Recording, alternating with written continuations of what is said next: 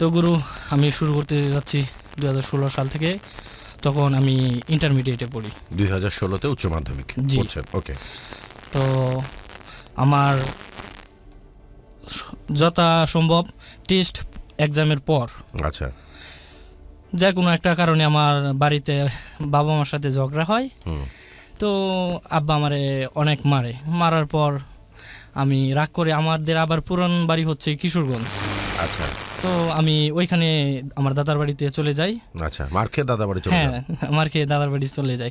চলে যাওয়ার পরে ওইখানে থাকতে থাকি। তখন বাড়ি থেকে আর আব্বু কোনো ফোন দেয় না, আর আমি তো এমনি দিই না যে আমারে মারলো আমি আর বাড়িতে যাব না। আর কি কারণে মার খেয়েছিলেন? মার খেয়েছি বলতে, হ্যাঁ অবশ্যই বলা যাবে গুরু। আসলে তখন তো ভালোবাসা বলতে কোনো কিছুই বুঝতাম না।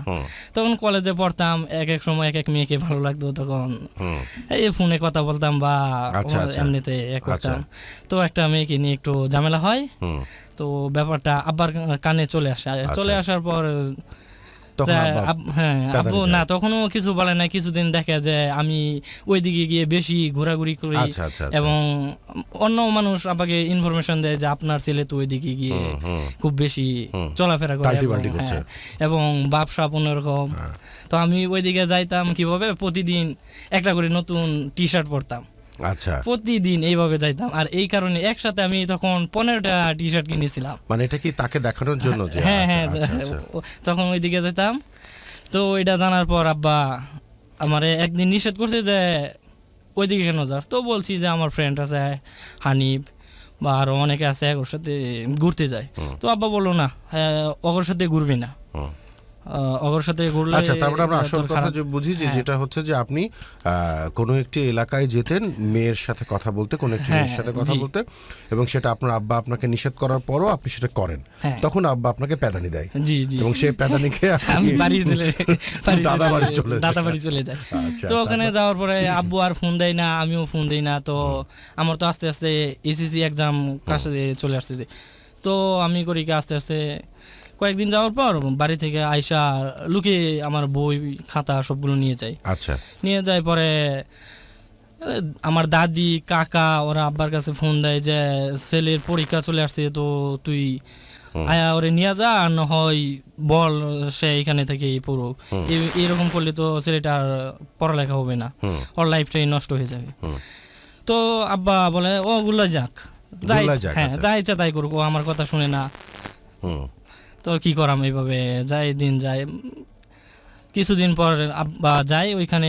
যাওয়ার পরে তো ওইখানে আবার আমার এক কাজিন আছে, এখন আমি যার সম্পর্কে বলবো। আচ্ছা, তো ওর সাথে আমার দেখা হয়। তো ও বিষয়টা জানতে পারে যে আমার এক্সাম, ও আমার মতো এইচএসসি পরীক্ষার্থী, কিন্তু ও তো অনেক ব্রিলিয়ান্ট স্টুডেন্ট। ও জেএসসিতে A+ পাইছে, এসসিতে A+ পাইছে। আমি তো মোটামুটি কোন রকম না, টেনে টুনে পাস না। তো আমিও গুরু অনেকটা মোটামুটি ভালো। আচ্ছা, তাহলে থুক্কু না, এসএসসিতে মনে করেন এসএসসি টেস্টের আগে আমার একটা নেশা ছিল, আমি প্রতিদিন বাজারে টিভিতে ছবি দেখতাম রাত্রে, গ্রামে তো চায়ের দোকানগুলোতে তো একদিন আমার স্বপ্নে গিয়ে দেখতাম। তো একদিন আমার এক টিচার দিকে ফেলে, বায়োলজি টিচার, তো ক্লাসের মধ্যে আমার দাঁড় করে অনেক অপমান করে যে তুই তো টেস্টে এলাও হইতে পারবি না, কি পরীক্ষা দিবি, তোর তো পড়াশোনা হইব না। তো আমার তো মেজাজ একদম খারাপ হয়ে যায়। তো আমি বইলা ফেলে, স্যার আমি যদি এসিতে খারাপ করি, টেস্টে খারাপ করি দু এক বিষয়ে, তাইলে আপনারা আমাকে অবশ্যই ফর্ম ফিল আপ করাবেন, কিন্তু আমি করব না। আচ্ছা, তো সবাই অবাক যে আমি এরকম কথা বললাম। তখন বলার পর আমিও তো অনেকটা কি বললাম, এখন যদি আমার এক্সাম খারাপ হয়, তো ইনশাআল্লাহ গুরু আমিও টেস্টে ভালোভাবে মাধ্যমিকের কথা। হ্যাঁ, মাধ্যমিকে। তো এই কারণে স্টুডেন্ট হিসেবে ততটা খারাপ ছিলাম না, মোটামুটি ভালো ছিলাম। যতটা খারাপ আমি ভেবেছি ততটা খারাপ না। তো এসএসসিতে মোটামুটি ভালো রেজাল্টই করেছি। তারপরে গুরু ওর সাথে দেখা হয়, ও বলে যে তুমি যেহেতু বাড়িতে যাইবা না, তো আমাদের বাড়িতে আমার সাথে পড়তে পারো। আচ্ছা, তো আমার কেমন লাগে যে মেয়ের সাথে মেয়েদের বাড়িতে গিয়ে পড়াম না। উনি কোথায়, আপনার দাদা বাড়িতে আসেন? হ্যাঁ, আমার দাদার বাড়ির পাশেই, আমার কাজিন হয়। আচ্ছা আচ্ছা আচ্ছা, উনি ব্যাপারটা জানতো? হ্যাঁ, ব্যাপারটা জানতো। তো কি করা যায়, এইভাবে যাই তাদের বাড়ি। গিয়া একটু পড়ি। তো আব্বা গেল আমাকে আনার জন্য, তো আমি কিছুতেই আসবো না, না আসবো না আসবো না আসবো না, সবাই বললো। পরে আমি বাড়িতে যাব না, আমি এখানে থেকেই পড়াম এটাই। পরে ও এবং ওর আম্মা আব্বাকে বুঝে বললো যে না, সে থাক, এখানে থেকে পড়ুক, আর এখানে থাকলেই তার ভালো হবে। ওখানে কাছে কোনো ভালো স্টুডেন্ট পাবে না বা অন্য কোনো হেল্প পাবে না, এখানে থাকলে পাবে, আচ্ছা থাক। তো আব্বা দিল থাকার জন্য, তো একসাথে থাকি, পড়ি। ফ্রেন্ড হিসাবে আমি ওর সাথে আমার লাইফের যত ঘটনা ছিল সব শেয়ার করছি। আচ্ছা আচ্ছা, আগে যতটা মেয়ের সাথে কথা বলছি, পাপ করেছে সব স্বীকার, তখন তো ফ্রেন্ড হিসাবে। তো ও আমার সাথে শেয়ার করছে, ওকে যে কোনো ছেলে করলে প্রপোজ করলে ও বাড়িতে বইলা দেয়। আচ্ছা, তো এইভাবে একসাথে পড়ি, সবকিছু করি, আস্তে আস্তে দিন যাচ্ছে। তো এক্সাম চলে আসছে, এক্সাম দিতেছি। তো 16 সালের 6 জুন আমার মনে আছে, রোজার আগের দিন। তো আমি এক পর্যায়ে ওরে প্রপোজ করি। রোজার আগের দিন হঠাৎ করে মানে প্রপোজ কেন? ওরে ভালো লাগে কিন্তু বলতে পারি না, কারণ আমার আচ্ছা মানে মিশতে মিশতে ভালো লাগে। তার ছাড়া আমার একটা ভিতরে একটা জিদ বাইজা গেল যে ওরে যে ছেলে করে সে বাড়িতে বইলা দেয়। তো আমারটা তো বাড়িতে বলতে পারবে না, জানে যে আমার সমস্যা, আর বাড়িতে বললে তো আচ্ছা ওই সুযোগটা সদ্ব্যবহার করতে চাইলেন। আচ্ছা, তো বলি ওরে প্রপোজ করার পর ও তো কান্না শুরু করে যে তুমি এটা কি বললা, এটা তো কিছুতেই সম্ভব না। আচ্ছা, আমি তো একদম অপ্রস্তুত। হ্যাঁ, এখন কি করা যায়? তো আমি বললাম যে আমি আবার ওরে প্রপোজ করার আগে বলছিলাম আমি তোমাকে যাই বলি না কেন বাড়িতে বললো তুমি কারো কাছে বলবা। ও বলছে আচ্ছা ঠিক আছে আমি বলবো না। তো সাহস করে প্রপোজ করি। পরে যখন কান্না শুরু করে তো আমি তো বুঝতেছি না এখন কি করি, ভয় পেয়ে গেছি। তো আমি বলতেছি যে দেখো আচ্ছা আমি যাই বলছি, এখন তোমার ইচ্ছা, তোমার যদি মনে ধরে আমাকে ভালো লাগে তাইলে তুমি আমার সাথে রিলেশন করবা, আর না হয় দরকার না, কিন্তু তুমি বিষয়টা কারোর সাথে বলবা না।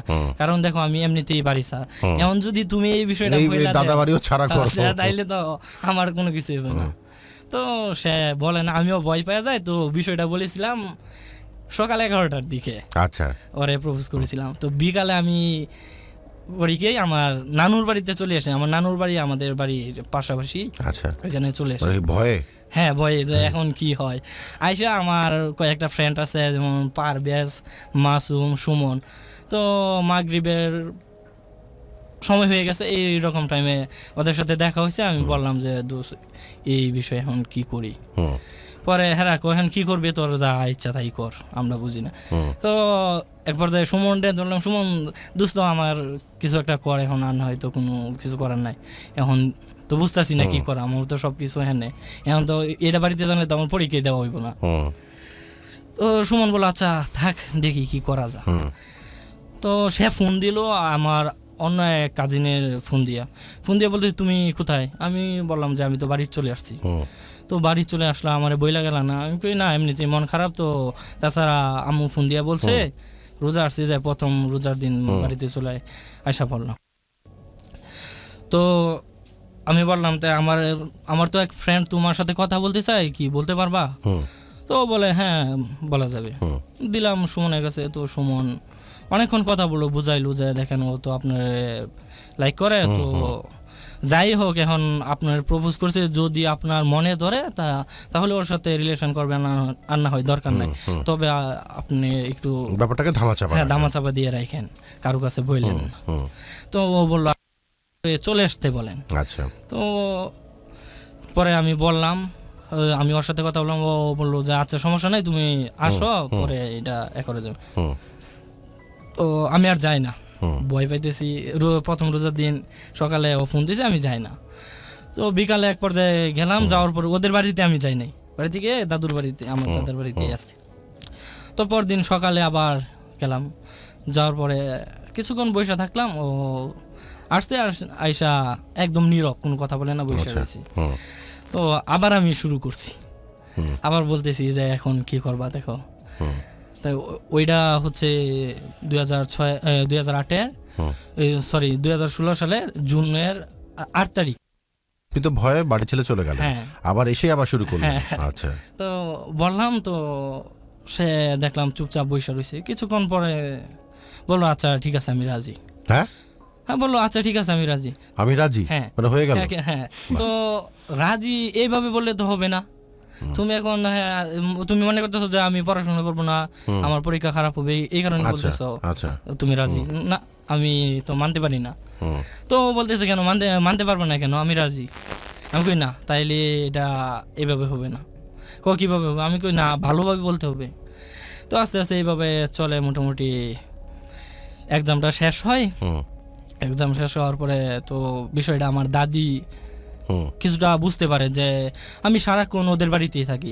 মনে করেন সকাল 6টায় যাই ঘুম থেকে, ওইটা ফ্রেশ ট্রেশ হয়ে 6টায় যাই, আবার 10টার মধ্যে আমার দাদার বাড়িতে গিয়া নাস্তা করি, নাস্তা করে আবার ওদের বাড়ি চলে যাই। তো 12টা কিংবা 1টা বাজলে আবার ওইখান থেকে ব্যাক করে গোসল টোসল করে খাওয়া দাওয়া আবার চলে যায়। মানে খাওয়ার জন্য দাদি বাড়ি, বাকি সব ওইখানে। না না, এর মধ্যে আবার বিকেলে আমার চাচা আছে, প্রায় আমার 5-6 বছরের বড় হতে পারে। তো আমার চাচার সাথে চরে খেলতে যাই। আচ্ছা আচ্ছা আচ্ছা, চাচা নিয়ে যায়, বাকি সময়টুকু আর বাকি সময় রাত্র 11টা পর্যন্ত ওদের বাড়িতেই একসাথে। পড়িও কিসের পড়া, আমার তো তখন পড়ার কোনো ইয়া নাই, খালি কোনো রকম দেখায় যে না পড়তেছি। আচ্ছা যাই, তখন পরীক্ষা শেষ। হ্যাঁ, আস্তে আস্তে পরীক্ষা শেষ করলাম। পরীক্ষা শেষ করার পরে রোজা শেষ, ঈদের আগের দিন আমি আমার বাড়িতে চলে গেলাম। বাড়িতে গেলাম, যাওয়ার পরে আবার ঈদের দিনটা কোনো রকম কাটাইলাম বাড়িতে। পরের দিন আবার আমি আমার দাদার বাড়িতে তো গেলাম। ওইখানে কোনো রকম দাদার বাড়িতে দেখা করে সবার সাথে আবার ওদের বাড়ি গেলাম। বিষয়টা আমার দাদি চোখে পড়ছে, সবাই বলতে অন্য কেউ কোনো রকম করছে না, কিন্তু আমার দাদি আমাকে চোখে চোখে রাখে। মানে আমি গেলে দুপুরে একবার যাই, গিয়া দেখে আমি কি করি, বিকালে যায়, রাত্রে যায়, গিয়া দেখে যে আমি কি করতেছি, পড়ি না কি। তো বিষয়টা দাদু অন্যরকম মনে কইরা বাড়িতে সম্ভবত ফোন দিয়া আব্বুর কাছে বলছে যে ছেলে তো অন্যরকম করতেছে, পরে তুই বাড়িতে নিয়ে যা। আচ্ছা, তো আব্বা ফোন দিছে তুই বাড়িতে আয়। আমি আর যাইতে চাইতেছি না। আমার ছোট বড় বোনটা, মানে বড় না, আমার ছোটই, ও আবার গেছিল ওইখানে। আচ্ছা, তো আব্বা বলছে যে তুই, ওর নাম কল্পনা, তুই কল্পনাকে নিয়ে বাড়িতে চলে। আচ্ছা, তো আমি আর যাইতে চাইতেছি না। আমি কল্পনার আবার পরীক্ষা চলতেছিল, তো আমি যাইতে চাই না। তো এক পর্যায়ে দাদি আমার বোনকে নিয়ে আমাদের বাড়িতে চলে আসে। তো আমার ফোন দেয়, পরে আমি আসি। আসলে পরে আমি জানতে পারি যে আমার দাদি মানে বইলা দিছে যে আচ্ছা আচ্ছা, এই ছেলের তো অন্যরকম ইয়া। তো আবার তো আব্বু অনেক রাগ, মানে শুধু রাগ নাকি তখন আবার পেদানি হয়? না না, তখন আর মারধর করে না, তো না, আব্বু এমনিতে মারে না, কিন্তু অতিরিক্ত কোনো কিছু করলে তখন মারবো বা বকাঝকা করবো। তো বইলা দিছে, এখন কি করি, এখন বাড়িতে গেছে, আমার বাড়িতে রাখবে না। না, আচ্ছা, আব্বুর কথা তুই আমার বাড়িতে থাকতে পারবি না। আচ্ছা, এখন কি করা যায়। তো আমার আব্বুর আর এক ফ্রেন্ড মাওনাতে চাকরি করতো। তো ওনার স্ত্রী আমাদের বাড়িতে গেছে বেড়াইতে, তো বললো তোর চাচির সাথে তুই চলে যা। চাচির সাথে চলে যাবো মানে কই, তো ওদের এখানে যা, আমার বাড়িতে তোর জায়গা নাই। তো বাড়িতে জায়গা দিব না, এখন দাদির বাড়িতে তো দিব না, বিষয়টা যাই না গেছে। দাদি তো কথাটা বলেছে। পরে দাদিও বলেছে, এর মধ্যে আমারও কিছু দোষ আছে। আমার এক ফুফু, মানে আমার আব্বুর খালাতো বোন, আমার ফুফু আবার মামি। আচ্ছা, হ্যাঁ, ওনার সাথে আবার আমি বিষয়টা কিছু শেয়ার করছিলাম, যে আয়শা বলতাম ওই মেয়েটা এরকম এরকম। তো আমার এক পর্যায়ে জিজ্ঞাসা করে আমার ফুফু, তোর কি ওরে ভালো লাগে? তো আমি বলি হ্যাঁ কিছুটা। আচ্ছা, তার মানে হচ্ছে যে আপনারও বেশ কিছু পাকনামি ছিল। হ্যাঁ, সেই পাকনামিগুলোর কারণেই আপনি ধরাটা খান। তখন আমার ফুফু আমার মার কাছে ও কিছুটা বলে। আচ্ছা আচ্ছা আচ্ছা, বুঝতে পেরেছি।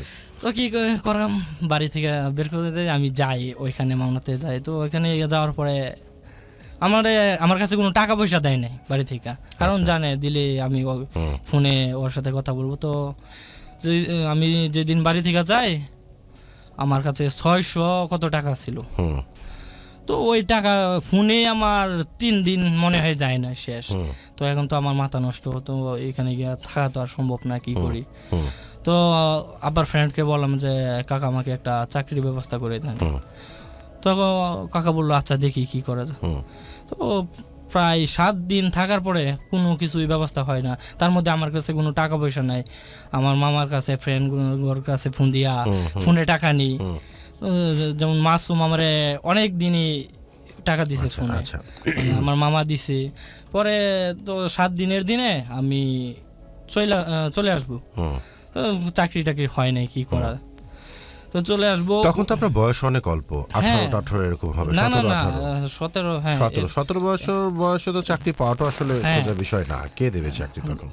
পরে কি করা, পরে আরেক কাজ করি, ফোন দিয়ে আমার আরেক ফ্রেন্ড, নাম হচ্ছে আমার ফ্রেন্ড বলতে আমার মামাদের ফ্রেন্ড, তবু একসাথে গ্রামে তো একসাথে চলাফেরা কিছুটা, তো সে এখন পুলিশের চাকরি করে। ওর কাগজপত্রগুলো নেই, সবকিছু সার্টিফিকেটের ফটোকপি আর পরিচয়পত্র, এই জন্ম নিবন্ধন, এইগুলা ফোন দিয়ে আমি নেই, ইমুতে নিয়ে ওইখান থেকে উঠায়া পরে করি। পরে আমি যেদিন চলে আসবো ওই দিন সকালে আমার ওই যে আব্বার ফ্রেন্ড কাকা ফোন দিল, মাহবুব তুমি কোথায়? আমি বলি কাকা আমি তো রেডি হয়েছি, বাড়ি চলে যাব, কিছু হয় না আর থাইকা কি করবো, আপনাদের এখানে থাকা অত কষ্ট, আপনারা ভাড়া থাকেন, থাকা ঝামেলা, বেশি কোনো রুম নেই থাকার মতো। তো আমি তো সবসময় বাড়িতে একা থাকতাম, আমি মানুষের সাথে থাকতে পারি না, তো ওইখানে আমি এখনো যে কিছুদিন আমি গত বছর এখানে বনানী চাকরি করে গেছি, নোমান অ্যাসোসিয়েটসে, যে আওয়াল সেন্টার 14 তলাতে, এখানে আমি চাকরি করে গেছি অনেকদিন। আমি বাসার নিচে টঙ্গিতে আমার ফুফুর বাসার কাছে, ওইখানেও আমি একা থাকছি, আমি মানুষের সাথে থাকতে পারি না। আমাকে বলছিল, আব্বু বলছিল যে ওইদিকে এইদিকে, হ্যাঁ। পরে কি করার, কাকা ফোন দিছে যে তুমি গেটে আসো, গেটে গিয়ে আমি দাঁড়ায় রইছি, দাঁড়ায় থাকার পরে সিকিউরিটি আইসা বলতেছি তুমি কি চাকরির জন্য আসছো? হ্যাঁ। তো পেপার আনছো? জি। সবগুলো দিলাম, আমাকে ভিতরে নিয়ে গেল। তো ওইখানে যাওয়ার পরে মেডিকেল করালো, ওজন করে, আচ্ছা চাকরি হয়েছে একটা গার্মেন্টসের কোয়ালিটিতে। আচ্ছা, তো আমার তো আর দেখতেছি যে পরিবেশ ভিতরে থাকা কিছুতেই সম্ভব না। আচ্ছা, তো কি করার, থাকতেই হবে, বাড়ি তো এখন যাওয়া সম্ভব না।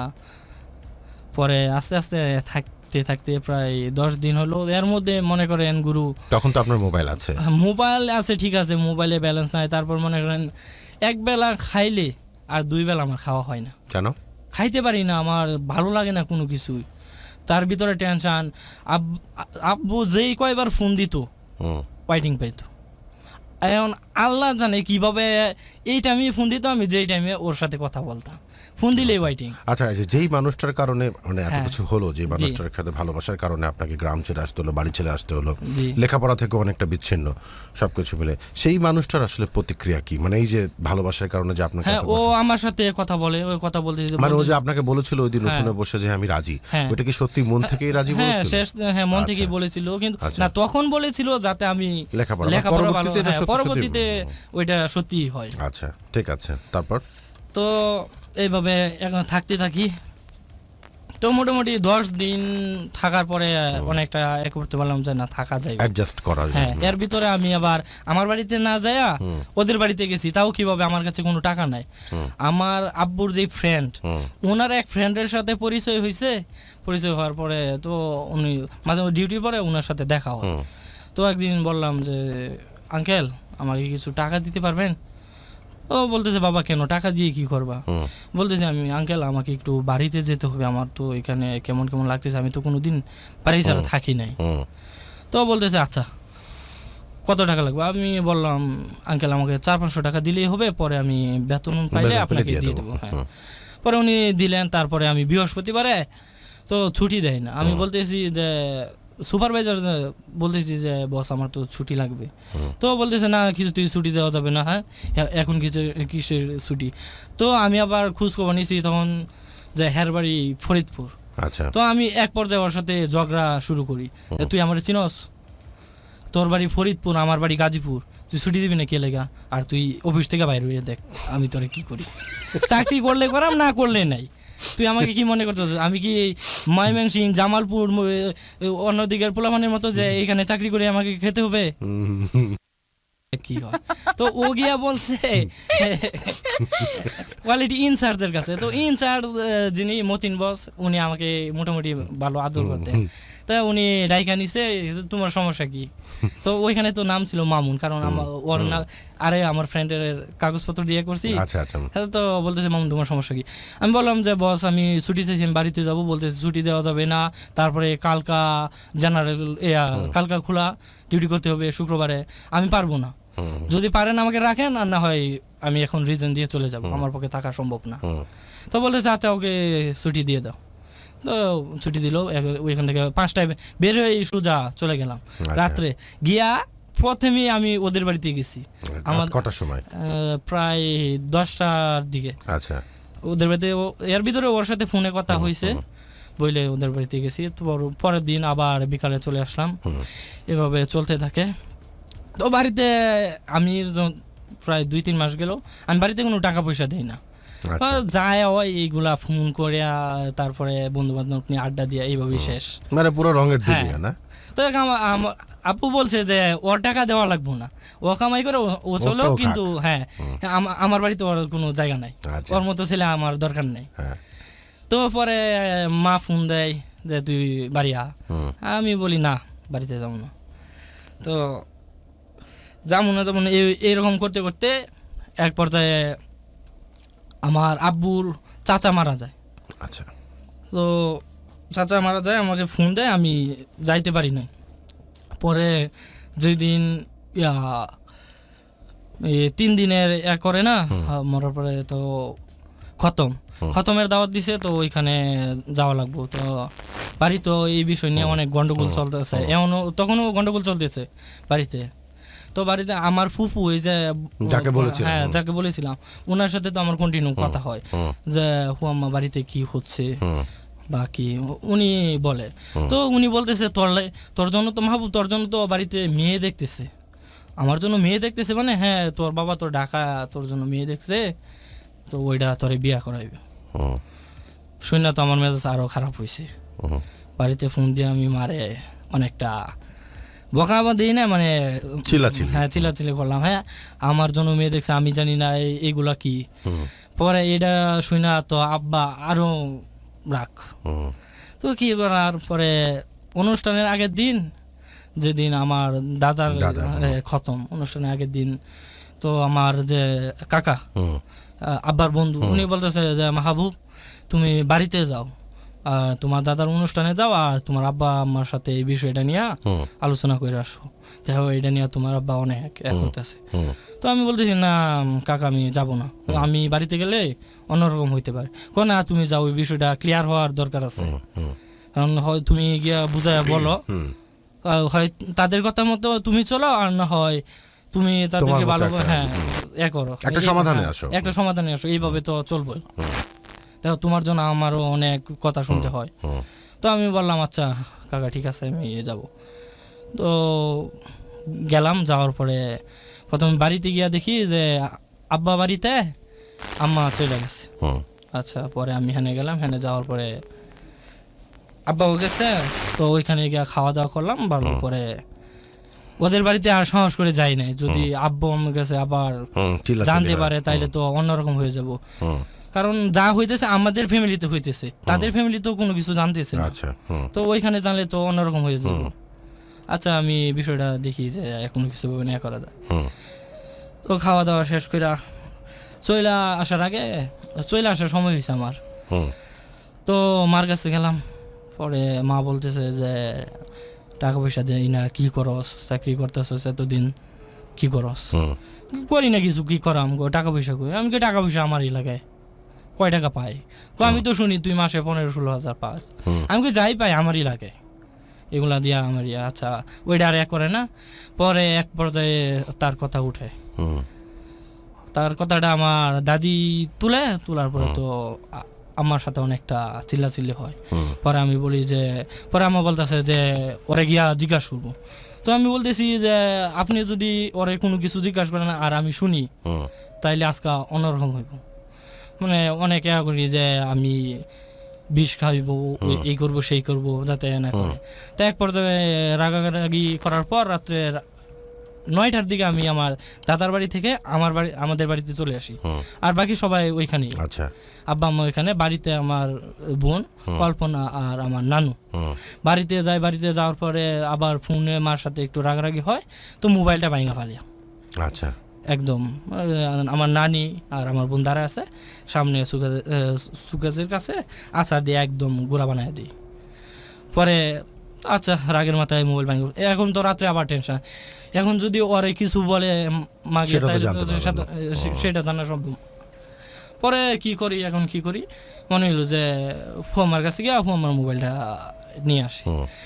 তো গেলাম, যাওয়ার পরে মোবাইলটা নিয়ে আসলাম, আইনা আমার সিম লাগায় ফোন দিলাম ওরে। ও বলতে তোমার ফোন তো পাইলাম কি লেগে। আমি মোবাইলটা নষ্ট হয়ে গেছে, পরে ব্যাঙ্গে ভালো হয়েছি। আচ্ছা, আমি বলতেছি যে মা কি তোমাদের বাড়ি আসছিল? না, তোমার মা তো আসে নাই। আচ্ছা, তো রাতটা মোটামুটি নিশ্চিন্ত থাকলাম, রাতটা গেল। হ্যাঁ, সকালে ও ফোন দিয়েছে তোমার আম্মা তো আসছিল তোমার ছোট বোন রে নিয়া। তো আমি তো আবার ভয় পেয়ে গেছি, আমার বোন রে নিয়ে গেছে। তোমার বোন রে নিয়ে আসছে, তোমার বোন আমার হাতে খাবে। তো আমি ওরে খাওয়াই দিলাম এবং তোমার আম্মার সাথে অনেক কথা হয়েছে, অনেক হাসি ঠাট্টা করানো। আচ্ছা যাক, যাই হোক, পরে আমি চলে গেলাম। আচ্ছা, আব্বা আম্মা বাড়িতে চলে আসছে। আচ্ছা, আবার কিছুদিন গেল, কিছুদিন যাওয়ার পরে আবার শুরু হইলো ঝগড়া বাড়িতে।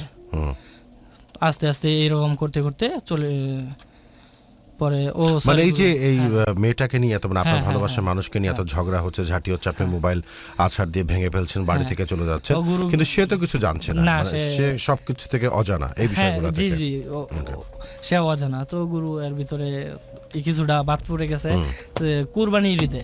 তো কুরবানির ঈদে আমি বাড়িতে গেলাম, প্রথমে গেছি আমার দাদার বাড়িতে।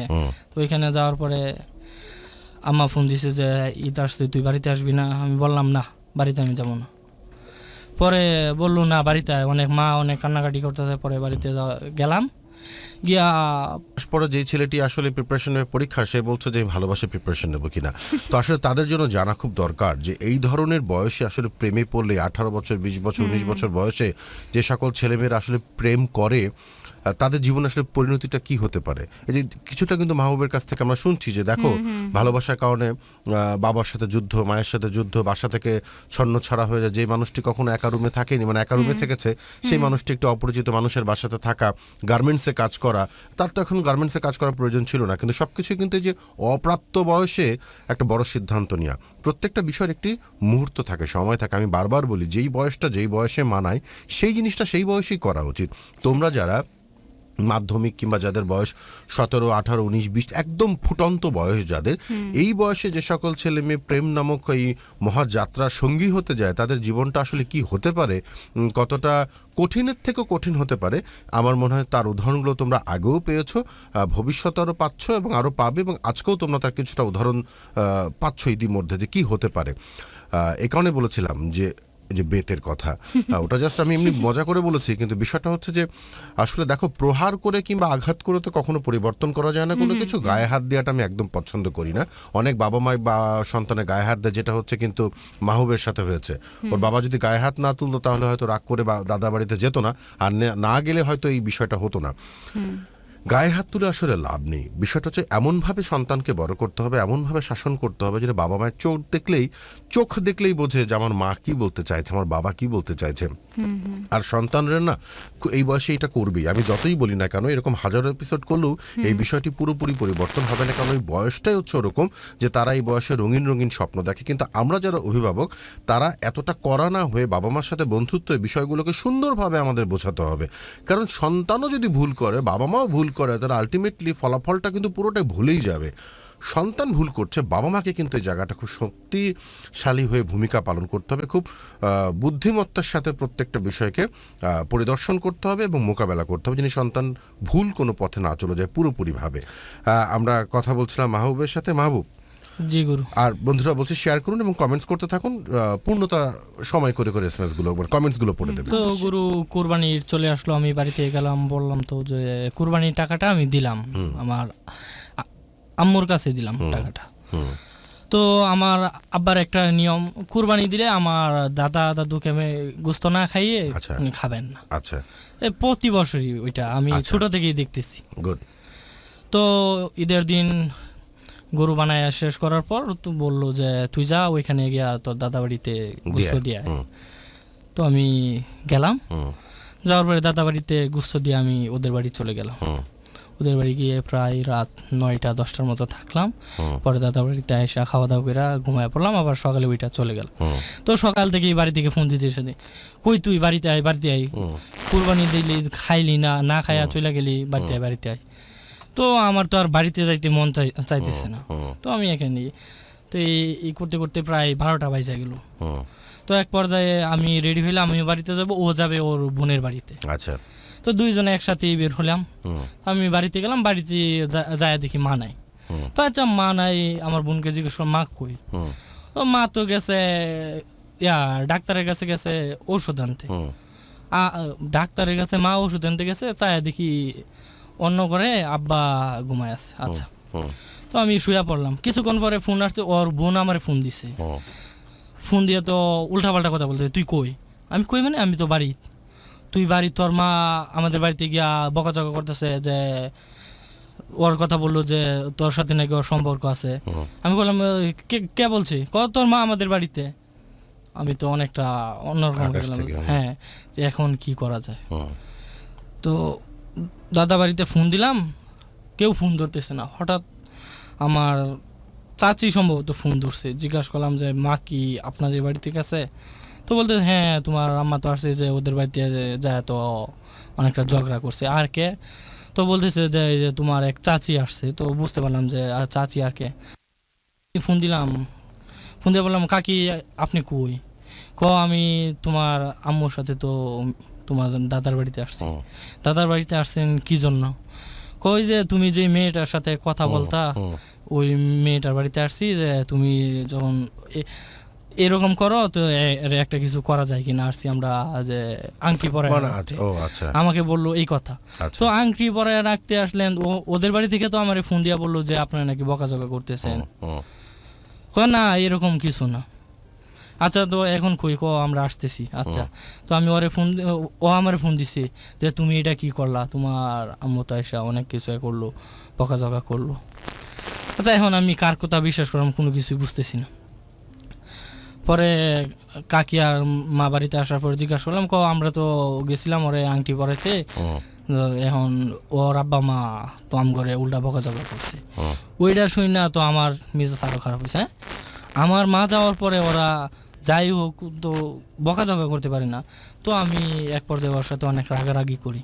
আচ্ছা, রাগারাগি করি, আপনি বিভিন্ন জনের কাছ থেকে বিভিন্ন রকম তথ্য পাচ্ছেন। আচ্ছা, তো রাগারাগি করে ওর সাথে কথা কওয়া বন্ধ। প্রায় 2 দিন চলে গেল, তো কোনো কথা হয় না। তো আমাদের বাড়ির কাছে একটা মাঠ আছে, ওই দুপুরে 2 দিন পরে দুপুরে ওইখানে গিয়া বৈশা রয়েছি, একলা বৈশা রয়েছি। আর গুরু অন্য বাজে অভ্যাস থাকলে না বলাটা ভালো। আচ্ছা, করতেছি। তো আমার এক ফ্রেন্ড আলামিন, সে গেছে কি হয়েছে মা তুই এইভাবে বৈশা রয়েছে? তো আমি দোস্ত দেখ আমার তো কোনো কিছু ভালো লাগছে না, ওর সাথে বললাম এই ঘটনা। তো ওর সাথে তোর কন্ট্যাক্ট হয়? আমি বললাম যে না, ওর সাথে তো কোনো কন্ট্যাক্ট হয় না, ও আমার ফোন রিসিভ করে না। আচ্ছাতে দিয়ে আমি ফোন দিয়ে দেখি। তো ও ফোন দিল, ও ফোন দেওয়ার পরে সে রিসিভ করলো। রিসিভ করার পরে সে বললো যে আমি মাহাবুরের খালাতো ভাই এবং আমরা একসাথে এক ক্লাসে পড়ি। তো সে বললো যে দেখেন যাই হয়েছে, সে তো খাওয়া দাওয়া করে না, দেখেন গোসল টোসল করতেছে না, আপনি ওর সাথে কথা বলে। তো ও আমার সাথে কথা বলবে না, কিছুতেই বলবে না। প্রায় 2 ঘন্টার মতো সে কথা বলছে, বইলা বুঝাইছে, তারপর সে আমার সাথে কথা বলতে রাজি হয়েছে। তো কথা বললাম, কথা বইলা চলে গেলাম। তো বাড়িতে জানে যে ওর সাথে আমার কথা হয় না, ওর বাড়িতে তো জানে যে আমাদের মধ্যে আর সম্পর্ক নাই বা কোনো কথা। ওদের বাড়িতে তো জানিই না যে আমাদের রিলেশন ছিল, ওইটা জানিই না। তো আচ্ছা, শেষ হয়ে গেছে। এরপরে কিন্তু দাদা মারা গেছে। দাদা মারা, আচ্ছা ওই বিষয়টা শেষ হয়ে গেল, দাদা মারা যাওয়ার বিষয়টা শেষ। কিছুদিন গেল, হ্যাঁ ভালো চলতেছে। হঠাৎ কইরা আমার যে চাচি, উনি করছে কি, ওর নাম্বারটা কিভাবে আমার মোবাইল থেকে নিচ্ছে, তো ওদের এখানে খাই থাকি তো অন্য অন্য রুমে, ওদের এখানে খাই। চাচি মানে হচ্ছে বাবার বন্ধু? হ্যাঁ হ্যাঁ, উনি নিয়ে ওই নাম্বারটা দিছে দুইজন দোকানদারের কাছে দিছে। একজন তরকারি বিক্রি করে আমি যেখানে চাকরি করি ওইখানে, তো আরেকজন হোটেলের মালিক। আচ্ছা। তো ওরা ফোন দিয়া অনেক ডিস্টার্ব করে, পরে এক পর্যায়ে সে আমার নাম্বারটা দিল যে দেখো আমার তো অনেক ডিস্টার্ব করে। তো আমি ফোন দিলাম, ফোন দিয়া বকাঝকা করলাম। পরে এক পর্যায়ে লোকটা বললো, লোকটার নাম শাহ আলম, লোকটা অনেক ভালো। পরে বললাম, বকাঝকা করার পরে বললো দেখেন ভাই আমার তো নাম্বারটা একজন দিছে, তো আমি তো ভাই এরকম না, আমার 2টা বাচ্চা আছে। আচ্ছা আচ্ছা আচ্ছা। তো আমি বললাম কে দিছে? ভাই আমাকে একটা মহিলা দিছে। তো আমি বললাম যে ভাই আপনি কোথায় থাকেন? ও বলতেছে আমি বালুকা থাকি। আমি বললাম যে ভাই আমিও তো মাওনা থাকি, তো আপনি বলেন ভাই বালুকা কোন জায়গায়, আমি আপনার সাথে মিট করব। তো ও বলে না।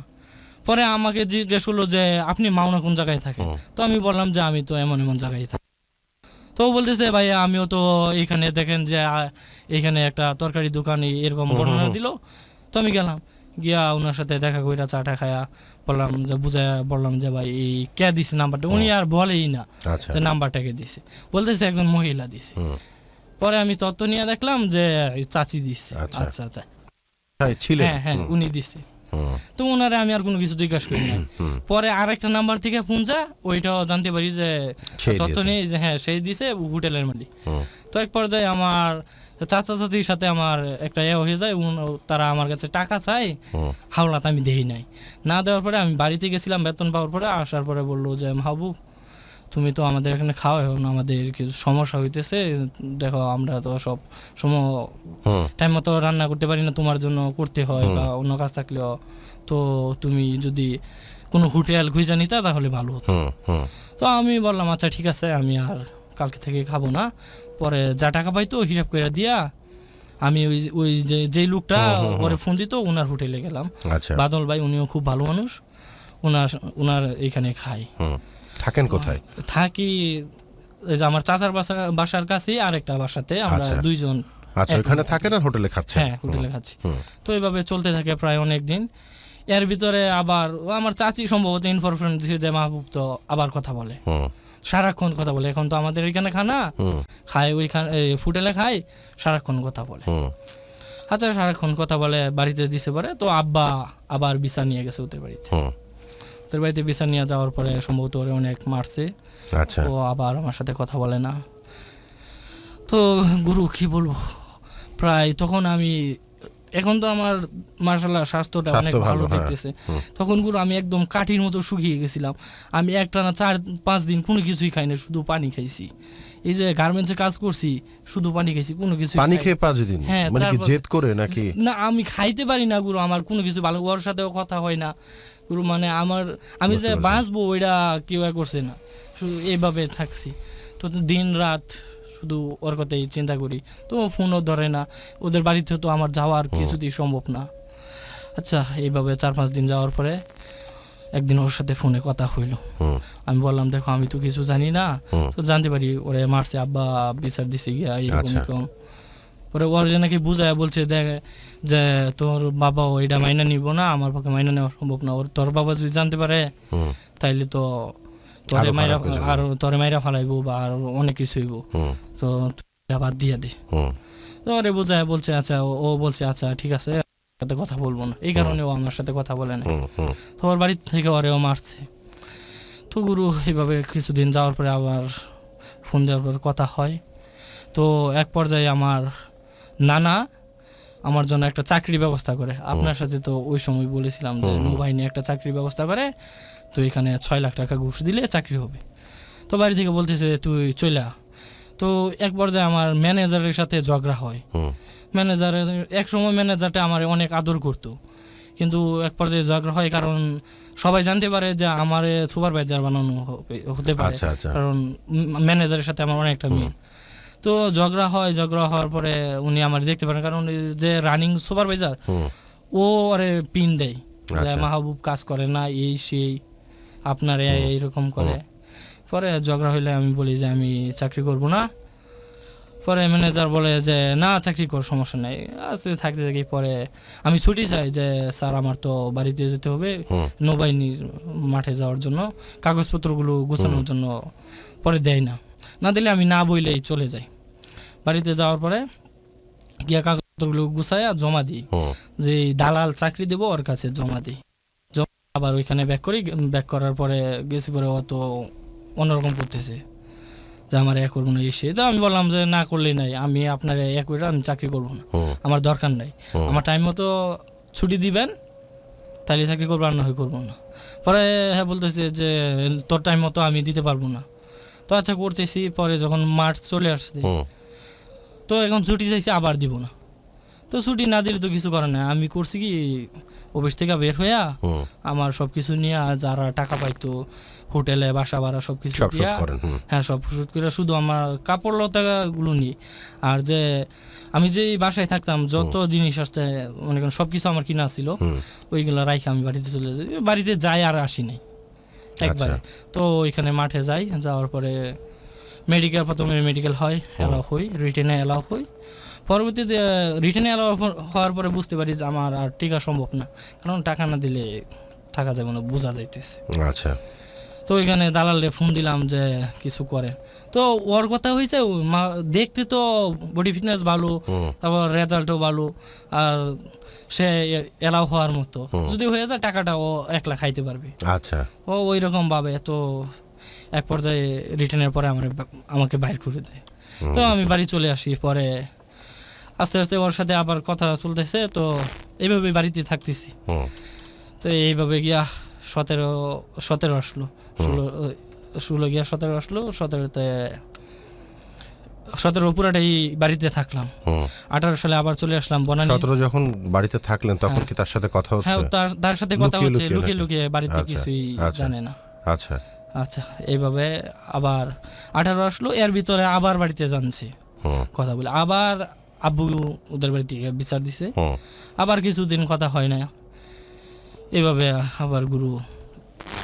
আপনার উচ্চ মাধ্যমিকের পরীক্ষার ফলাফলের রেজাল্টটা গুরু পাস করেছিলেন? না, আমার ফিজিক্সে খারাপ এসেছিল, যে কারণে পরীক্ষা দেওয়া হয়নি পরবর্তীতে। না পরে দেই না, কিন্তু ওর গুরু অত ভালো স্টুডেন্ট। আমার খারাপ হয়েছে ওইটা আমি কোনো কিছু মনে করি না।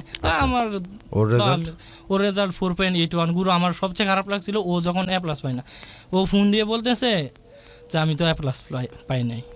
ওইটা শুনে মানে আমি ফেল করছি, আমার রেজাল্ট দেখে আমার কোনো রকম মনে হয় না।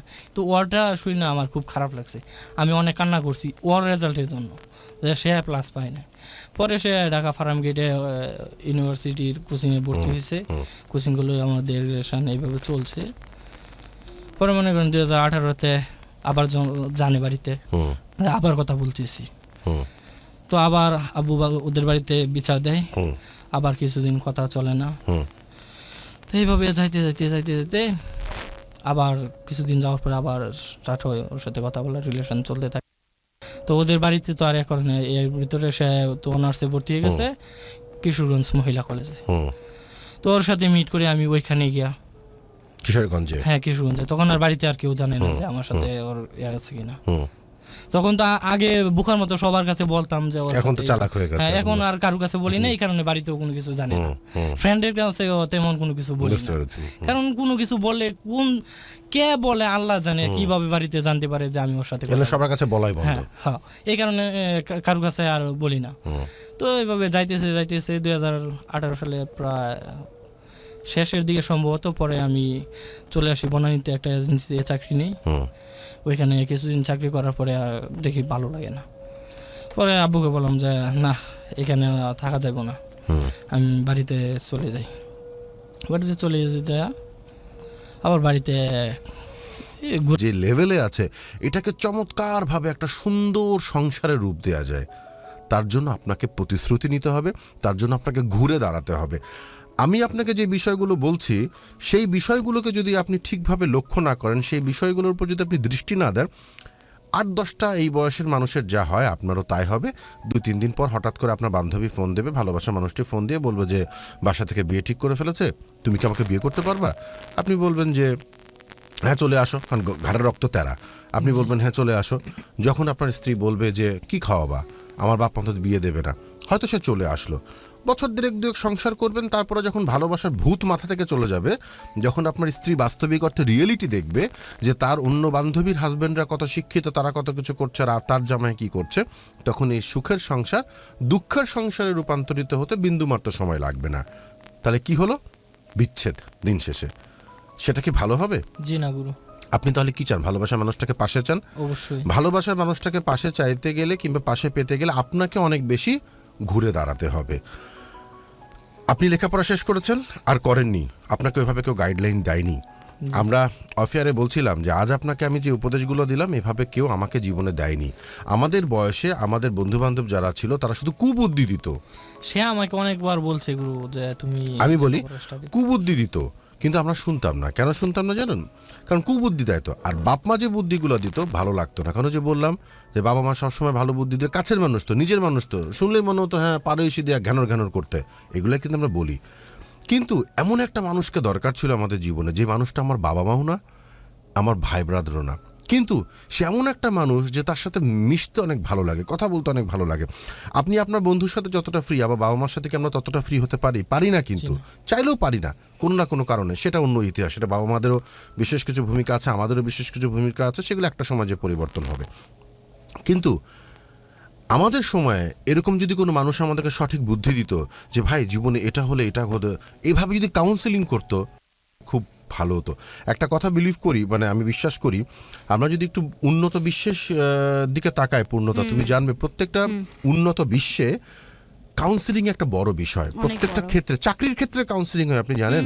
জি গুরু। প্রত্যেকটা অফিসে আলাদা একজন কাউন্সিলর থাকে, যে ওই এমপ্লয়িটা কাজ করছে না ভালো, কেন কাজ করছে না তার সাথে কাউন্সিল করো।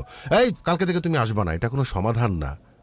কালকে থেকে তুমি আসবা না, তোমাকে চাকরি থেকে বাদ দিয়ে দিলাম, তোমাকে সংসার থেকে বাদ দিয়ে দিলাম, এটা কোনো সমাধান না। কাউন্সিলিং করাটা খুব জরুরি। আপনি কয়জনকে বাদ দেবেন? কেন বাদ দেবেন? ওর পেছনে আপনার ইনভেস্ট গেছে না, সময় গেছে না, টাকা গেছে না? তা আমি কেন বাদ দেবো? আমাদের দেশে দুর্ভাগ্য যে আমাদের এই কাউন্সিলিং বিষয়টা, আমরা এটাকে উপদেশ মনে করি, কাউন্সিলিং বিষয়টাকে সুন্দর করে আমাদের কাছে কখনো উপস্থাপন করা হয়নি। বাট আমি ফিল করি প্রত্যেকটা জায়গায় কাউন্সিলিংটা দরকার। সঠিক কাউন্সিলিং যদি আমরা পাই, এবং এমন মানুষের কাছ থেকে পাই যে মানুষটা আমার নিজের না। কারণ যে বললাম এটা কিন্তু খুব স্বভাবচরিত যে আপন মানুষের কাছ থেকে উপদেশ শুনতে ভালো লাগে না। বাইরের মানুষ যখন আমাদেরকে বলে তখন মনে হয় যে না, আঙ্কেলটা তো ঠিক বললো কিংবা ভাইটা তো ঠিক বললো। এটা খুব আমাদের, মানে আমাদের এটা বলবো যে আমাদের কিছু বায়োলজিক্যাল ফ্যাক্ট, ব্রেনে আমাদের কিছু বিষয় থাকে যে বিষয়গুলো আমরা ওইভাবে নিতে পারি না আপনজনের কাছ থেকে। বাইরের মানুষের কাছ থেকে শুনলে খুব ভালো লাগে। তো ওই বাইরের মানুষ যদি আমাদেরকে কাউন্সিলিং করতো, একজন কাউন্সিলর যদি আমাদের কাউন্সিলিং করতো, তাহলে বিষয়গুলো আমরা পরিষ্কার হতাম। আমার কাছে মনে হয় এই মুহূর্তে যারা শুনছেন তাদের ভেতর যদি এই ধরনের ক্ষমতা থাকে, উদ্যোগ নেওয়ার মতো ব্যবস্থা থাকে, প্লিজ কাউন্সিলিংটা করুন। বাট মাউ, আপনি আমার সামনে বসে আছেন, আপনি খুব সুন্দর একটা ভালোবাসা গল্প আপনি বলেছেন, যেখানে অসম্ভব ভুল ছিল এবং সেই ভুলটা ভয়ানক ভুলে পরিণত হতে পারে আপনার জীবনে। আপনি ভালোবাসার জন্য যা করার করেছেন, তো সেই ক্ষেত্রে আপনার প্রতি আমার একটা শ্রদ্ধা, যে যা করেছেন ভালোবাসার জন্য করেছেন, সেই মানুষটার জন্য করেছেন বিগত 2-3 বছর ধরে। কিন্তু যা করেছেন ভালোবাসার জন্য করলেও দিন শেষে কিন্তু ভালো হয়নি। আপনার লেখাপড়াটা কন্টিনিউ করা দরকার, কারণ আপনাকে যে মেয়েটা গ্রহণ করবে দিন শেষে, কিংবা আপনারা যে বিয়ে করবেন, একসাথে থাকবেন, এই কারণেই তো এত কিছু করা। তো সেই জিনিসগুলোকে আদৌ হবে যদি এভাবে চলেন? আমার তো মনে হয় না।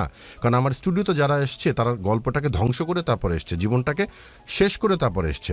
আপনার তো এমন একটা অবস্থা আছে যে আপনি পরিবর্তন করতে পারবেন, মাত্র 20-21 বছর বয়স। 20-21 বছর কিন্তু বয়সই না রে ভাই, এইটাই তো মানে বয়স আপনার ঘুরিয়ে দাঁড়ানোর। প্লিজ আপনি লেখাপড়া শুরু করুন। আপনি প্রতিশ্রুতি দেন, আমি কিন্তু খোঁজ নেব। আপনি প্রতিজ্ঞা করুন যে আমি লেখাপড়া করবো, সেটা ডিপ্লোমাতে হোক, সেটা উচ্চ মাধ্যমিকে হোক, বাট লেখাপড়া করে জীবনটাকে ঘুরে দাঁড়ান ভাই, নিজের জন্য হলো দাঁড়ান। ভালোবাসার মানুষকেও দরকার, নিজের জন্য দরকার।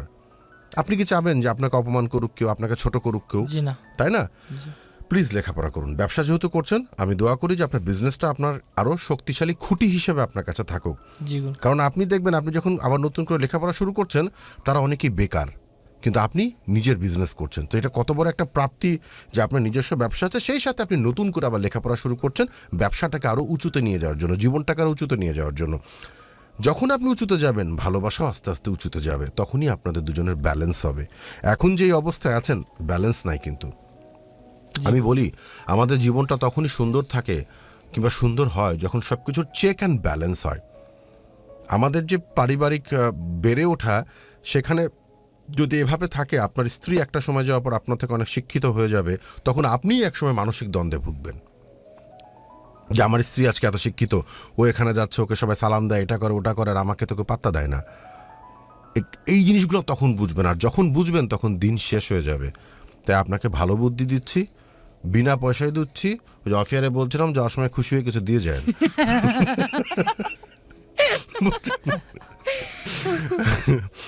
বাট সেটা দেন, কি দেবেন জানেন? প্রতিশ্রুতি দিয়ে যান।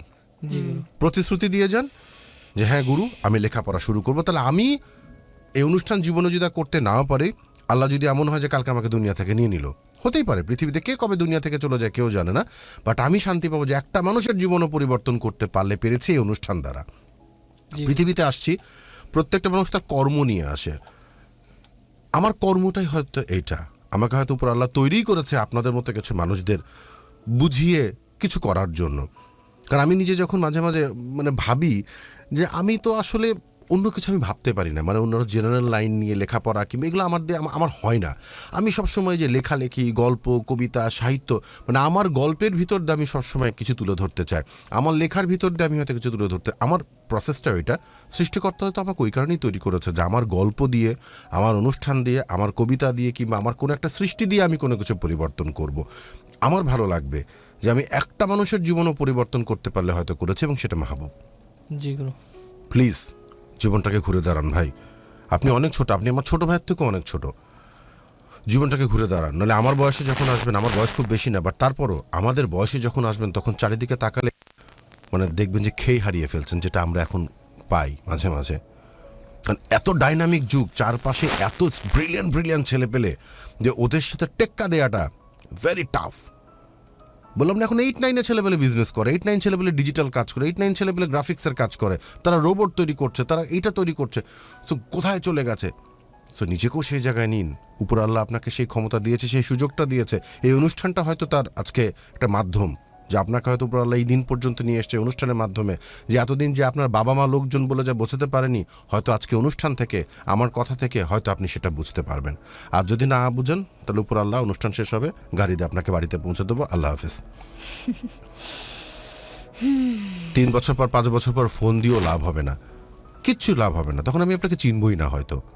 কিন্তু আজ যদি আপনি নিজের জীবনটাকে পরিবর্তন করে দেখেন, সারা জীবন আমি আপনাকে চিনব। নিজের পরিচয় দিয়ে নিজেকে চেনান সবাইকে। ভাল লাগছে কথা? জি গুরু। সত্যি ভাল লাগছে? মনে তো হয় না ভালো লাগছে? জি গুরু, সত্যি ভালো লাগছে। মনে তো মনে হচ্ছে বেটাটা যদি দূরে পেদাইতে পারতাম। না এরকম কোনো কিছু। এত পেঁচাল পারে লোকটা, এত আজায়রা উপদেশ দেয় ভাই। এই উপদেশগুলা আজায়রা কিনা জানি না, কিন্তু উপদেশগুলো মানুষের জীবনকে ঘুরে দিতে পারে। আমি ফিল করি, আমি মনে প্রাণে ফিল করি যে আমাদের প্রচুর কিছু করার মতো আছে, কিন্তু আমরা পারি না। আমরা একটা সময় যাওয়ার পর আমরা দোষ দিই কি আমাদের মধ্যবিত্ত পরিবার, আমার এটা ছিল না, আমার বাবা না করেছে, আমার ওটা না করেছে। আমরা শুধু কমপ্লেইন দিই।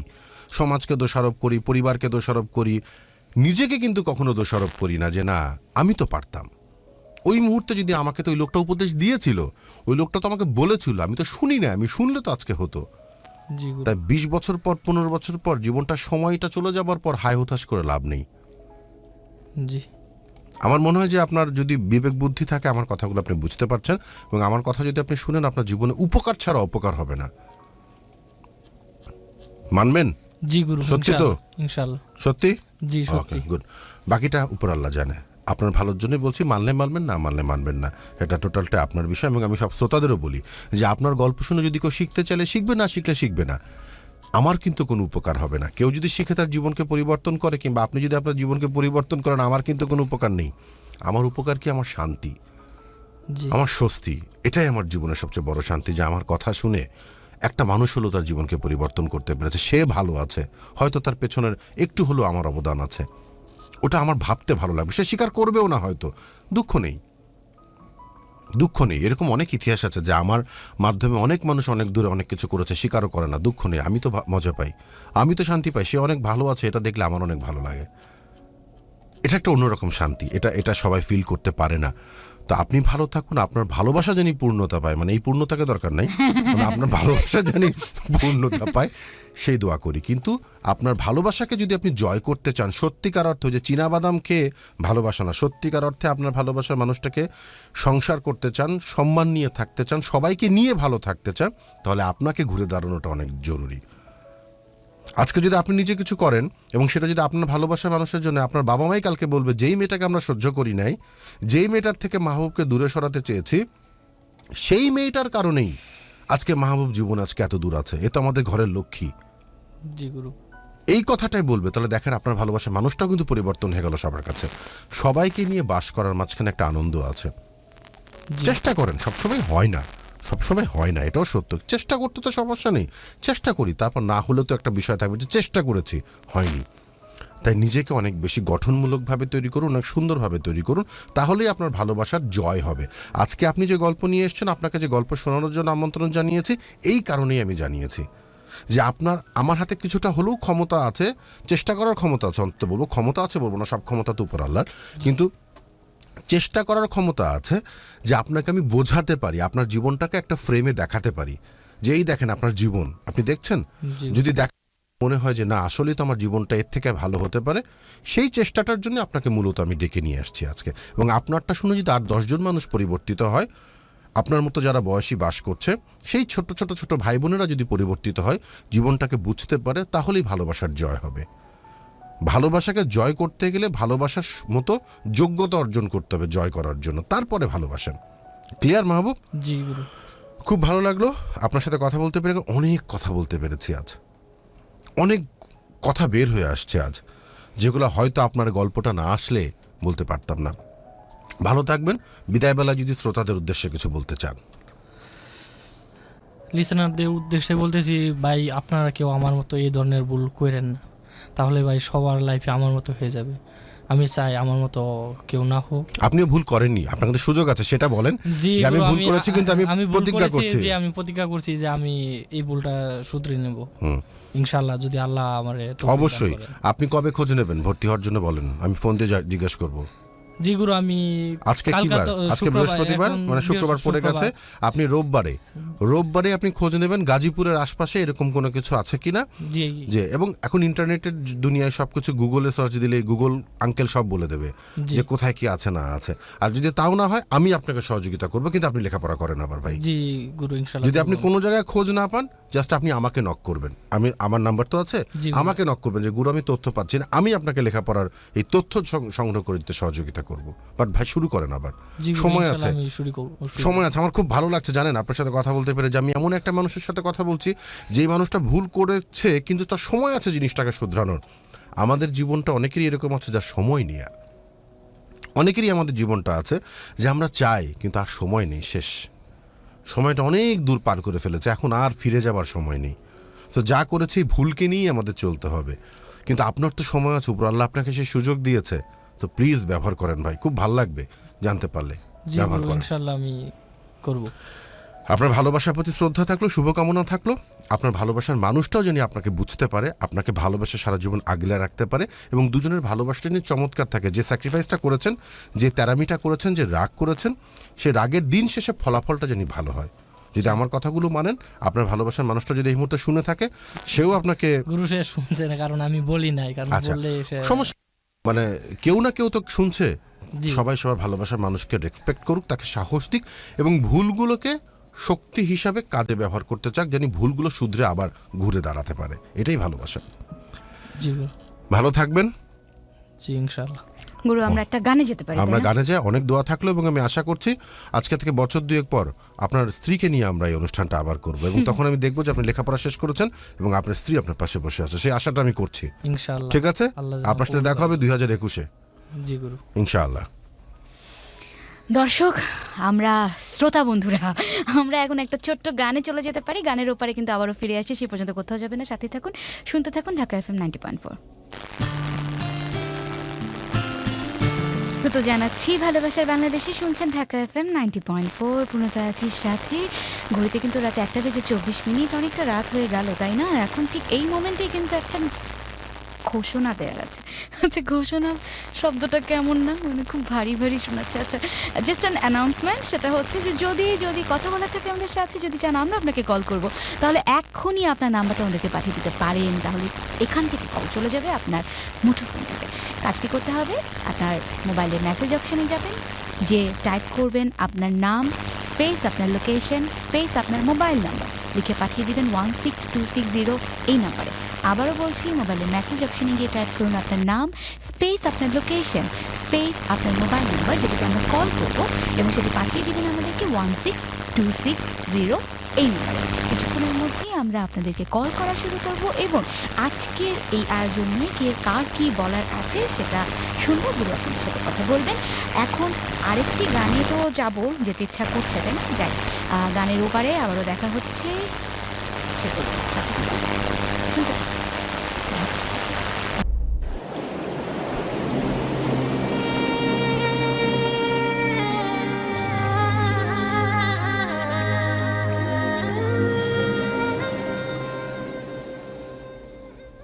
Welcome back. শুনছেন ভালোবাসার বাংলাদেশ, ঢাকা FM 90.4 এর পূর্ণতার সাথে আছি। গুরু আছেন সাথে, গুরুর কাছে যাবো, তবে তার আগে কমেন্ট পড়বো। ফয়সাল আহমেদ তন্ময় লিখেছেন, শিক্ষার কোনো বয়স নাই, সময়ের প্রয়োজনে যখন তখন শুরু করা যায়। মাহবুব ভাই, আপনাকে প্লিজ, আপনি পড়াশোনা করেন। বাহ। স্বপ্না আক্তার আছেন, গুরু আমি ভালোবেসে ভালো আছি, 2016 সালে ভালোবেসে 2017 সালে বিয়ে করে ভালো আছি। আমরাও কয়েক বছর পরে আসবো। আচ্ছা, কয়েক বছর পর। আচ্ছা, আমি ভাবছিলাম যে আপনি এখনই SMS করবেন। আচ্ছা, যেহেতু ভালো আছেন সে উদ্দেশ্যে বলি, যারা আগামী পর্বে মাহবুবের মতো এরকম ভিন্ন ভিন্ন ভালোবাসার মহা উৎসবে আপনার ভালোবাসার মহাকাব্যগুলো জানাতে চান, তাহলে অবশ্যই যা করতে হবে, মোবাইলে মেসেজ অপশনে টাইপ করতে হবে OG। যদি স্টুডিও থেকে চান যে আমি আপনাকে কল দেবো, তাহলে শুরুতে লিখতে হবে আপনার নাম, দেন আপনার মোবাইল নাম্বার এবং আপনার লোকেশন, পাঠাতে হবে 16260 এই নাম্বারে। আর যদি স্টুডিওতে আসতে চান তাহলে বলতে হবে শুরুতে OG, তারপরে হ্যাপি অথবা স্যাড, নাম লোকেশন মোবাইল নাম্বার 16260 পাঠাতে হবে। গুরু এই মুহূর্তে কিন্তু একজন ফোনে আছেন। আমরা ফোনে পেয়ে গেছি। আমরা কার সাথে কথা বলবো? মেজবা আছেন চট্টগ্রাম। আচ্ছা, মেজবার সাথে আমরা কথা বলবো। হ্যালো, আসসালামু আলাইকুম। ওয়ালাইকুম আসসালাম। মেজবা কেমন আছেন? হ্যাঁ, ভালো গুরু। মেজবা, চট্টগ্রামে ঠান্ডা পড়েছে? হ্যাঁ গুরু, এখানে ঠান্ডা না? আচ্ছা, ঢাকাতে হঠাৎ করে ঠান্ডাটা কমে গেছে, মাঝখানে কিছুদিন পড়েছিল, এখন আবার খুব একটা ঠান্ডা আমরা পাচ্ছি না। আচ্ছা বলুন, কি শিখলেন আজ অনুষ্ঠান থেকে? হ্যাঁ গুরু, আমি অনেক কিছু শিখলাম। আমি আসলে একটা প্রবলেম ফেস করছিলাম, যখন প্রবলেম ফেস করি তখনই আমার এই শোটা শুনি। আচ্ছা, চমৎকার, বেশ ভালো লাগলো জানতে পেরে। হ্যাঁ গুরু, আমি আগে আমার পরিচয় দিয়ে আমি চট্টগ্রাম বিশ্ববিদ্যালয়ে এই বছর ফার্স্ট লতে টিকলাম। আচ্ছা, লতে টিকেছেন? হ্যাঁ হ্যাঁ। আচ্ছা আচ্ছা আচ্ছা, আপনাকে কংগ্রেচুলেশন। তখন গুরু আমার অনেক কিছু বলার আছে মাহবুব ভাইকে নিয়ে। আসলে ও কিন্তু বোঝার ক্ষেত্রে ভুল বুঝেছে। ওর যেটা যে ও লেখাপড়া, ও কিন্তু লেখাপড়া ঠিকই চালিয়ে গেছে, কিন্তু ও লেখাপড়া থেকে ড্রপ আউট হয়ে গেছে। কিন্তু ওর সবচেয়ে বড় ভুল হচ্ছে এটা, কিন্তু ওটা কন্টিনিউ করা উচিত ছিল। সেই বিষয়ে বলা হয়েছে মাহবুবকে, মানে সেই বিষয়ে বলা হয়েছে। আপনি ব্যক্তিগত কি জানতে পারলেন? মাহবুবকে তো বলা হয়েছে, সব বিষয়গুলো মাহবুবকে বলা হয়েছে, এবং মাহবুব প্রতিজ্ঞা করে গেছে গণমাধ্যমে সবার সামনে যে সে লেখাপড়া আবার শুরু করবে। হ্যাঁ গুরু, আমিও ব্যক্তিগত জীবনে যেটা শিখতে পারলাম সেটা হচ্ছে, জীবনে কোনো কিছু সিদ্ধান্ত নেওয়ার আগে মা বাবার কথাই ভাবা উচিত। কোন মা বাবার মতামতকে প্রাধান্য দেওয়া উচিত, কারণ তারা আমাদের অনেক কষ্টের বিনিময়ে তাদের রক্ত মাংস ঘাম জড়ানো টাকাগুলো দিয়ে আমাদেরকে লেখাপড়া করাচ্ছে। তাদের সেই শ্রমের মূল্য আমাদেরকে অবশ্যই অবশ্যই আমাদের সারা জীবন মা বাবার প্রতি শ্রদ্ধা, সম্মান, ভক্তি সারা জীবন রাখা উচিত। আর গুরু, আপনাদেরকেও ধন্যবাদ জানাই আমাকে ফোন করার জন্য, আপনি আর পূর্ণতা আপুকে। আচ্ছা, আপনাকে অসংখ্য ধন্যবাদ, আমাদের সাথে থাকবেন। আমরা কথা বলছিলাম আমাদের চট্টগ্রামের বন্ধু। আচ্ছা, আমি একটু কথা বলি মা বাবাকে নিয়ে। বিষয়টা হচ্ছে যে এটা তো আসলে কখনো বলে বোঝানো কিংবা কোনো শব্দ দিয়ে প্রকাশ করা যাবে না। মা বাবাই, কিন্তু কিছু কিছু ক্ষেত্রে আমার মনে হয় যে, যেমন আমি তোমাকে একটা ছোট্ট কথা বলি, আমি কিছুদিন আগে একটা ছবি দেখছিলাম, যদি সবাই পারেন এই মুভিটা দেখবেন প্লিজ, বাবা মা এবং সন্তান দুজনই দেখবেন। ছবিটার নাম হচ্ছে জেনারেশন আমি। এটি কলকাতার একটি ওয়েব সিরিজ মূলত।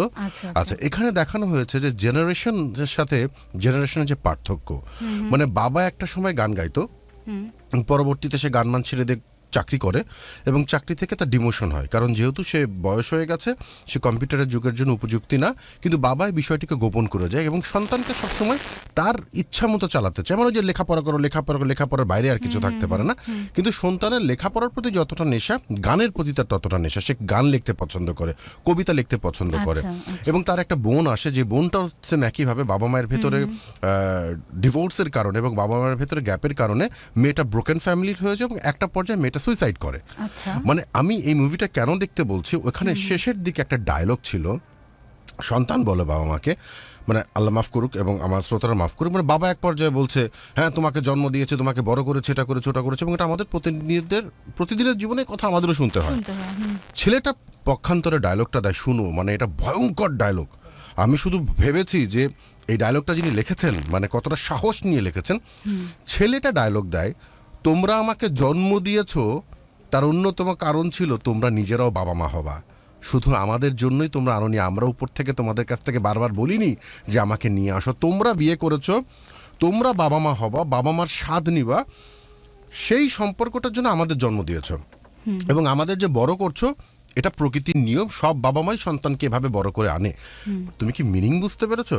মানে প্রতিনিয়ত যে আমাদের বাবা মারা আমরা বলি, আমারও সন্তান হচ্ছে, আমিও হয়তো বলতে পারি যে তোকে একদমই ফরবিডেন যে করে দেওয়া হয়েছে, কিছুই বলা যাবে না, কিছুই, মানে বিষয়টা নরমাল কনভারসেশনও করা অনেক সময় যায় না। এই কারণে না। বলছি যে সন্তানকেও না স্পেস দিতে হয়, সন্তানকেও সুযোগ দিতে হয় তার কথা বলার জন্য, সন্তানকেও বুঝতে হয়। তাদের শুধু বাবা মা হলাম, লেখাপড়া করালাম হলেই হয় না, বাবা মারও উচিত বাবা মার মতো না থেকে বন্ধু হয়ে সন্তানের সাথে মেশা, সন্তানকে সন্তানের বয়সে যে বোঝা, এইটা খুব গুরুত্বপূর্ণ। অবশ্যই। গুরু একজন কলে আছেন, আমি দেখতে পাচ্ছি মাহি আছেন আমাদের সাথে কুষ্টিয়া থেকে। আচ্ছা, আমরা মাহির সাথে কথা বলবো। হ্যালো। হ্যালো ভাইয়া। হ্যাঁ হ্যালো মাহি, কেমন আছেন? হ্যাঁ ভালো আছি, আসসালামু আলাইকুম, আপনি কেমন আছেন? ওয়ালাইকুম আসসালাম, ভালো আছি। মাহি বলুন ঝটপট করে, আজকের অনুষ্ঠান থেকে আপনার কি মতামত? আমার মতামত হচ্ছে অল্প বয়সে প্রেম করা কি ক্ষতিকর? আপনি কি আজকের অনুষ্ঠান থেকে সেটা প্রশ্ন করলেন, মানে এত কিছু শোনার পর? আচ্ছা, আমি কি উত্তর দেবো আপনাকে? আসলে আপনি যে এত কিছু শোনার পর যখন প্রশ্নটা করলেন, আসলে আমার উত্তর দেওয়ার ভাষাটা নেই। না, তার ফ্যামিলি একরকম, আমাদের অনেকজনের ফ্যামিলি অনেক। আচ্ছা, অল্প বয়স বলতে কত বয়স আপনি আমাকে বলুন? 17-18 বয়সে প্রেমের কি বোঝেন একটু বলেন তো আমাকে, কি বোঝেন প্রেম বলেন আমাকে, একটু শেখান, আজ আমি শিখতে চাই আপনার কাছ থেকে। বলেন প্রেম কি? সেটা বলছি না, অনেক জনের ফ্যামিলি অনেকভাবে অ্যাকসেপ্ট করে। আমি ফ্যামিলিতে তো আসলামই না, ফ্যামিলি পরের বিষয়, আগে আপনি কি অ্যাকসেপ্ট করেন সেটা বলেন। 17 বছর বয়সে আপনি ভালোবাসা কি বোঝেন, কি বোঝেন আপনার, মানে কি বোঝেন আমাকে সেটা একটু বলেন। আপনার কাছে ভালোবাসাটা কি? আমি কিছুই বুঝি না। তাহলে ভালোবাসতে চান কেন? কিছুই বোঝেন না, তাহলে ভালোবাসতে চান কেন? এইটাই হচ্ছে প্রবলেম, যে এই বয়সের ছেলেমেয়েরা কিছুই বোঝে না কিন্তু ভালোবাসতে চাই। আগে বুঝুন, তাহলে ভালোবাসুন। আর বুঝতে গেলে জানতে হবে, জানতে গেলে পড়তে হবে, আর পড়তে গেলে বয়সটাকে একটু বাড়াতে হবে তারপরে। ধন্যবাদ ভাইয়া, খুবই ধন্যবাদ। যাক, যেটা বললাম আশা করি সেটা মানবেন, কারণ আপনি ক্লাস 8-এ যে বইটা পড়েন আর 9-এ যে বইটা পড়েন তার মাঝখানে পার্থক্য আছে না 1 বছরে? বয়স বাড়ার সাথে সাথে না বই যেরকম পরিবর্তন হয়, জীবনের পৃষ্ঠাগুলো পরিবর্তন হয়। সেই পৃষ্ঠা থেকে আপনি অনেক কিছু শিখবেন, সেই শিক্ষা থেকে আপনি বুঝবেন যে আপনার জন্য এখন ভালোবাসা প্রযোজ্য নাকি দূরে থাকবো।